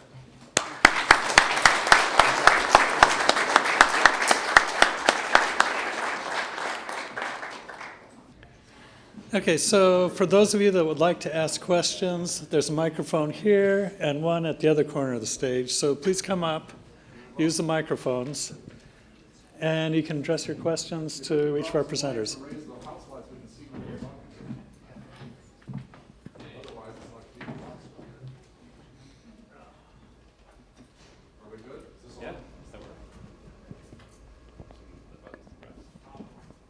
Try again.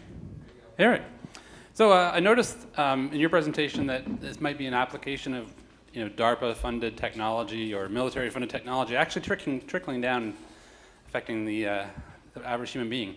So is that really what happened here, or did DARPA's funding just sort of like not show up and they said, this wasn't really for them and you had to go off and figure this out on your own without any help from them? Yeah, no, that's exactly what happened. So, I mean, DARPA funded the internet, right, which we all use today. But if you look at DARPA, they're the VCs of technology. They invest in technology that's too high risk for any commercial entity to invest in. So if you look at what they did, and I think they do a really good job of it, is they invest in technologies, they kind of spur innovation, and they get it to a point where commercial dollars will start to take over and get it through what we call the valley of death. So there's like the early high-risk technology sector, which DARPA will fund. Once there starts to become a commercial interest, they will stop funding it and wait for the commercial market to pick it up. But that's exactly what we did. So it works. That model works. You'll notice that early BCI research was funded by DARPA as well. I think a lot of people come and they say, well, whoa, DARPA, wait, they're trying to use this to go kill people. But they fund a lot of things to try to help people as well, I think. That's right.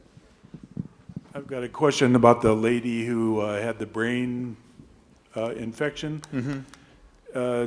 Is there any chance that people who can't carry a tune in a bucket have the same brain injury, or it was never developed? Move your abilities over to the better parts of the brain. It's a good question. People ask that a lot in music cognition. So a lot of people say, I can't carry a tune. I have no musical ability. And the truth is, most people do have more musical ability. A lot of it is a confidence and training issue, but there are people who are born with true amusia who truly can't. And in theory, we should be able to improve anyone using training. And this is a way to, much like with her, use a different pathway, a different brain circuitry to try to get you to produce music. So theoretically, yes, you should be able to improve people who are less able, let's just put it that way, musically. So you can do that with music. Can you do it with seeing or other deficits too? Can you actually retrain parts of the brain to pick up where another part isn't working? Yeah, absolutely, mm-hmm. For sure. And that's a lot of what brain-computer interfaces in general are trying to accomplish. So how would that work? I mean, how would you find another part of the brain that was fully functional and train the person to reshift priorities, or how? That's one of the strategies, is to use the natural plasticity of the brain to use it to generate a new circuit, sort of take a short circuit, if you will.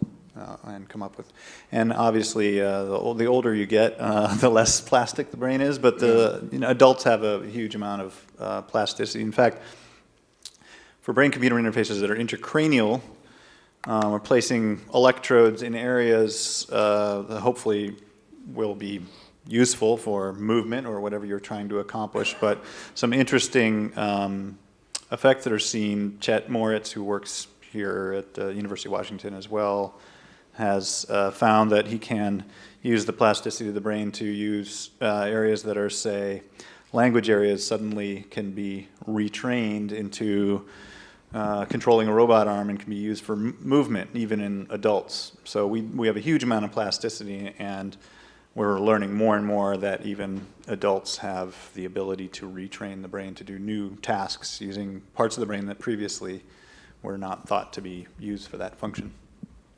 So I recall as a kid watching shows like Disney in Space and so on, where you have these space suits which have robot arms attached. And then you have the deep sea diving suits and remote operating vehicles and suits and so on. Were these the first precursors to augmentation, do you think? Or were there industrial steam-powered suits before that even?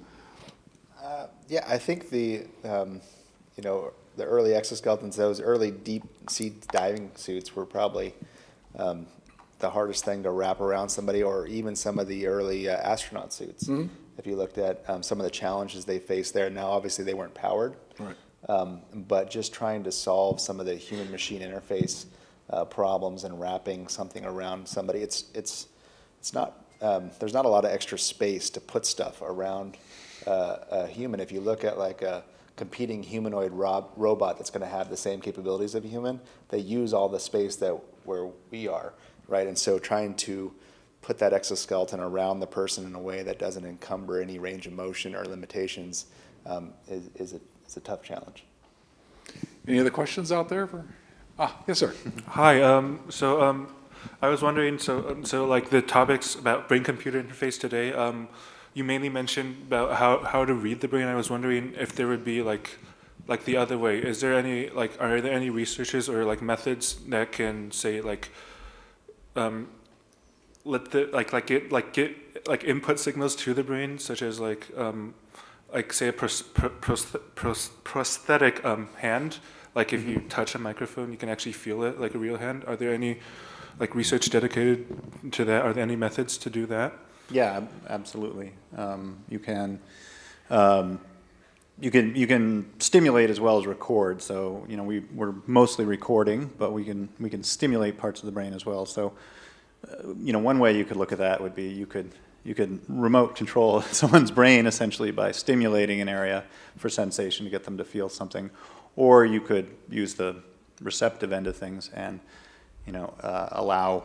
In fact, there's been some recent demonstrations of using a robot arm to give someone sensation who didn't previously have sensation. So you can implant electrodes in the sensory areas and then have the stimulus be, rather than your own skin, be an exoskeleton or a robotic arm. I'm not sure if I answered your question correctly. Yes, you did. Thank you. Yeah. Okay. So proprioception, if you could have an augmentation connected to your brain such that you would have a larger sense of space in an operating area, then you could, in the science fiction sense, you could become the spaceship or the fighter plane or whatever, simply by having that retraining of the brain. I hadn't thought about that. So it's interesting, when we were doing some of our early load carriage exoskeletons, and we were tuning the software for them, we would get on treadmills, and we called it beating the box, right? So the whole goal of the exoskeleton was to be more metabolically efficient than a human, right, without the exoskeleton. So we would constantly put the exoskeleton on and try to make it more efficient and see how much we could reduce the metabolic cost by. And there was basically two of us that were using it, and as we were tuning the software, we were constantly updating it, and every day for months making changes. And then what happened is we finally did it, and things were feeling great for us. And then we took the exoskeleton off and we put it on new users, and it was crap. And what we had realized is over the course of those 2 months, we were adapting to the actual machine and learning how it operated. So it was this weird cycle where as soon as we put it on somebody new, it was way too powerful for them to actually adapt to. So we ended up putting in these modes so someone could actually train up to figure out how to harness all the power that the exoskeleton, because you basically have to shut down your muscles to harness all the exoskeleton muscles. And so it's this weird give and take that we just were totally not aware of while it's it was like happening. being born, suddenly realizing you got to move this thing around, right? Yeah. Actually, the day we knew we had accomplished it was if you've ever jumped on a trampoline and then you get off the trampoline and you try to jump and you can't jump anymore and you're like, what just changed, right? And it happens pretty fast. Yeah. Well, up until the software was good, you'd get out of the exoskeleton and your legs, you would unstrap it and your legs would feel light, right? You're like, thank God I'm out of this thing. And then once we finally knew the control was right, you got out of it and your legs were heavy, because now you had to move them because they had figured out how to benefit from the. It's like coming out of a low G environment or something. Exactly, right. Sir. So I had two questions. The first one is, at some point, I don't remember how many years ago this was, maybe in the last 20 years, there was an open house at UW with a guy who demonstrated a full-body exoskeleton. And I remember he had some kind of a disability, but he was the one who invented it. Does anybody have any idea who that was? Wow. I always wondered what happened to that guy. So he's on Mars right now growing potatoes. So. The government come and grabbed him. I don't know. Maybe. So could you talk about the It went dark suddenly, Yeah. Could you talk about the technologies you're using in the exoskeletons? I mean, are you doing any research with like artificial muscles? Are there gyros in there? Is it all hydraulic? Yes, is the quick answer. So we've done everything from hydraulically powered exoskeletons because the power density is so great, having to invent some of our own pumps and valves to make that work. We have our medical exoskeletons that are all electric actuation. But the reality is, typically we're trying to, we're not going to create fundamentally new technologies. We're trying to optimize the efficiency of our devices. So leveraging other people's battery technology, right? Same battery technology everyone's using. Leveraging the IMUs and the sensors that come out of the cell phone industry. Like our first big IMUs were huge. They're in a big box, right? And now it's on a chip. And so over the course of the last 10 years, like I said, the computing processing power and sensors have gotten a lot smaller, so we can leverage that. What we focus on is trying to make that actuation very efficient and the structures very lightweight and efficient. So are there gyros in there that keep people from falling also? No, and that's actually, it's an interesting topic. So back to my statement that humans are lazy. For our users, even if they're a complete spinal cord injury patient, they're up and the crutches, they use crutches to balance. And that's really important because that keeps them fully engaged in that process of walking. What they've seen with some of these other devices that are body weight supported treadmill type of gait training is that your brain quickly realizes that there's no danger, right? You're not going to fall, there's nothing, and it shuts down and there's no signals coming down. So having the individual be totally engaged in that process and still having that risk of falling, even though there's a therapist behind them and they're fairly stable, that's critically important in the rehabilitation. For rehab, but what about for the industrial guy who's installing sheetrock above his head? Right. So that you want to have them still engaged so that it's like when you ever driven a car and all of a sudden you get home and you don't remember actually getting there, right? When you kind of zone out, we don't want to have that effect while they're on the job. So you want them still engaged in that process so they're aware of what they're doing. But there may be assistance in guiding them to make the right decisions, right? Not necessarily controlling them, because you have these two. It's really hard to have the exoskeleton control the human because you have these two competing control systems. So they have to work well together to get anywhere. I think a lot of what we're talking here is about feedback loops and the plasticity of the human brain to adapt to a new technology is actually, what you're talking about speaks a lot to that. You actually want people to learn their own feedback and their own feeling, and if you remove too much of that, then you won't learn the device, and you can become a lot more detached. It makes a lot of sense. It's augmentation, not rest and relaxation. Right. It'd be like having your car even though you have power steering, there's still feedback. You know you're turning the wheel. If there was no feedback in that steering wheel, it'd be really hard to drive. You wouldn't understand what was happening. The feedback's critical, not just sending out signals, but getting signals back so you can adjust and learn. Haptic response. Yeah. So you had a question, sir. Yeah. There was that initial video that you showed where there was a huge power supply on the back of the suit, and you said it was using like 5 kilowatts. And then your exosuits had almost like no noticeable power supply. They're very, very lightweight. So I was wondering, how did you or the industry address the issue of high power consumption in your suits? Great question. So we looked at humans and said, why is this device, so Bleeks would use 5 kilowatts, whether it was walking or just standing still, right? All these actuators were there, and if the power supply had cut out, it would collapse. And if you look at the way, no one gets tired standing still, right? You get tired if you climb a bunch of stairs because you're putting in real work. And so we try to design the structures to be energy efficient to where we're not burning a bunch of power if we're not doing any work. So by designing the joints the right way and the structure the right way, you can actually make a passive exoskeleton that can carry 200 pounds and actually use very little power, like 2 watts. And then your actuation power only goes into actually doing real work. And that makes the devices much more energy efficient to where you went from a 5 kilowatt power supply to where our Hulk exoskeleton that we made that would carry 200 pounds and you could run around in, that one would use 250 watts at 3 miles an hour while carrying 200 pounds. And then if you were standing still, it'd probably use about 10 watts. So it was very work dependent. Cool, thank you. Yes, ma'am. Hi, thank you for all your presentation. And I have a question for Ruth. Like the construction industry, are they actively engaged in requires more equipment you innovate, or there are just a few of them tasting the water? Yeah, so there's a lot of interest in the construction space. I think it's an industry that's ripe for change and to bring some technology to. We've tested, they've actually been using some of our devices here in Seattle. There's a lot of construction going on in Seattle. So we've been down here using some devices. But yeah, they're definitely very interested. But again, it's, you have to give them the technology in the right dosage, right? You can't take them too far because then it's too far out of their norm and it'll cause problems. So it's how do you expose them to enough technology and kind of get them on this path to adopting it is the key.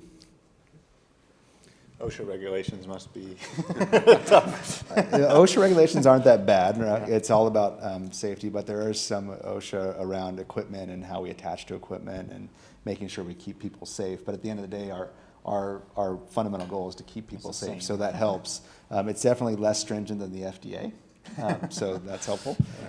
So we're used to dealing with the regulatory environment. In a sidebar, the intracranial brain-computer interfaces now are running into some of these same problems. So the computing power is catching up to where you can get really sophisticated devices intracranially, but the limitations are now bumping up against power supply and heat. And FDA is extremely concerned, as they should be. There's heat developed, and you have heat right next to sensitive brain structures. But the power supply is really becoming the bottleneck. Right. So efficiency. Yeah. Yes, sir. Hi. So my question kind of speaks to that. But for both of your fields, what are some of the limiting factors that are kind of limiting further development in the fields? So that's the first question. Second question, for the Ekso thing as a business venture, what were some of the hardships that you had to face in bringing a market to product? Or product to market? Yeah, I'll speak briefly. I started, but so with the extracranial EEG, I spoke to a lot of that already. The signal-to-noise ratio, the lack of spatial resolution, those are bumping up against, like I said, it's kind of an asymptote. Yeah. We're still improving with artificial intelligence, with machine learning processes, but that's kind of bumping up against limitations. The intracranial EEG, the power supply is really becoming a really interesting problem that engineers are going after hard right now, and also things that are very difficult to overcome that are improving, again, problems with infection and scarring over time. Those are the sort of technical limitations. And then, regulatory-wise, FDA is obviously has to approve these devices, and they're pushing boundaries a lot of ways. And the last one I would say, which is actually really important, is sort of the ethical. There's ethical challenges to augmenting humans, taking normal humans. Can you cut someone's skull open who's normal and try to make them better?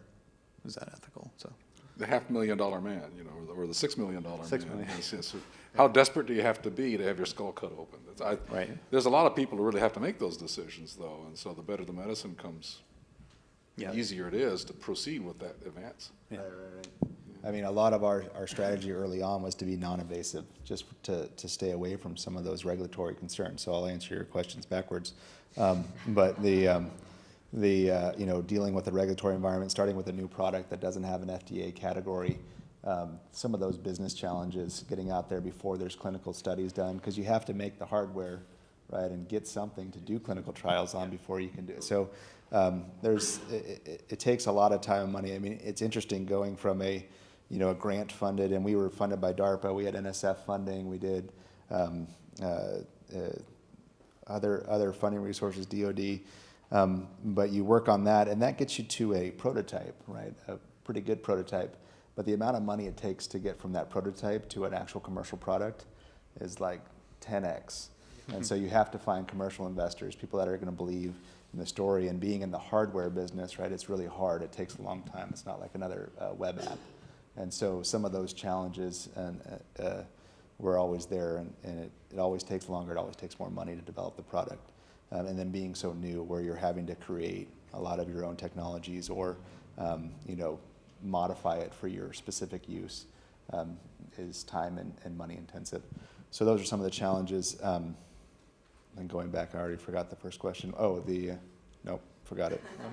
Limitation. Factors that are limiting. Limiting, oh, right.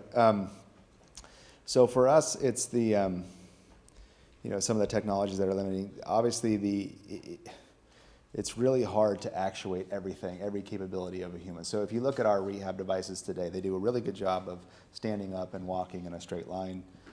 You can still turn with them, but humans are extremely capable. And so making a device for someone that has a spinal cord injury to use in everyday life, like you think about what you do during the course of a day, get in and out of a car, you wake up, all the different maneuvers you do, walking forward, backward, sidestep. So how can you make a device do that and still be cost effective, small, lightweight, and all those things? So that's really the challenge, is balancing the feature set with the capabilities and trying to figure out what makes the most sense. So if we had invisible actuation, I mean, none of our users, whether it's on the medical side or the industrial side, if you asked how light would be light enough, they would say nothing, right? And how small or how transparent could you make it? I mean, the end state would be zero, but we obviously have to put something there. So the challenge with materials and actuation, and every time you add an actuator, it adds complexity and cost. So that's really the challenge, is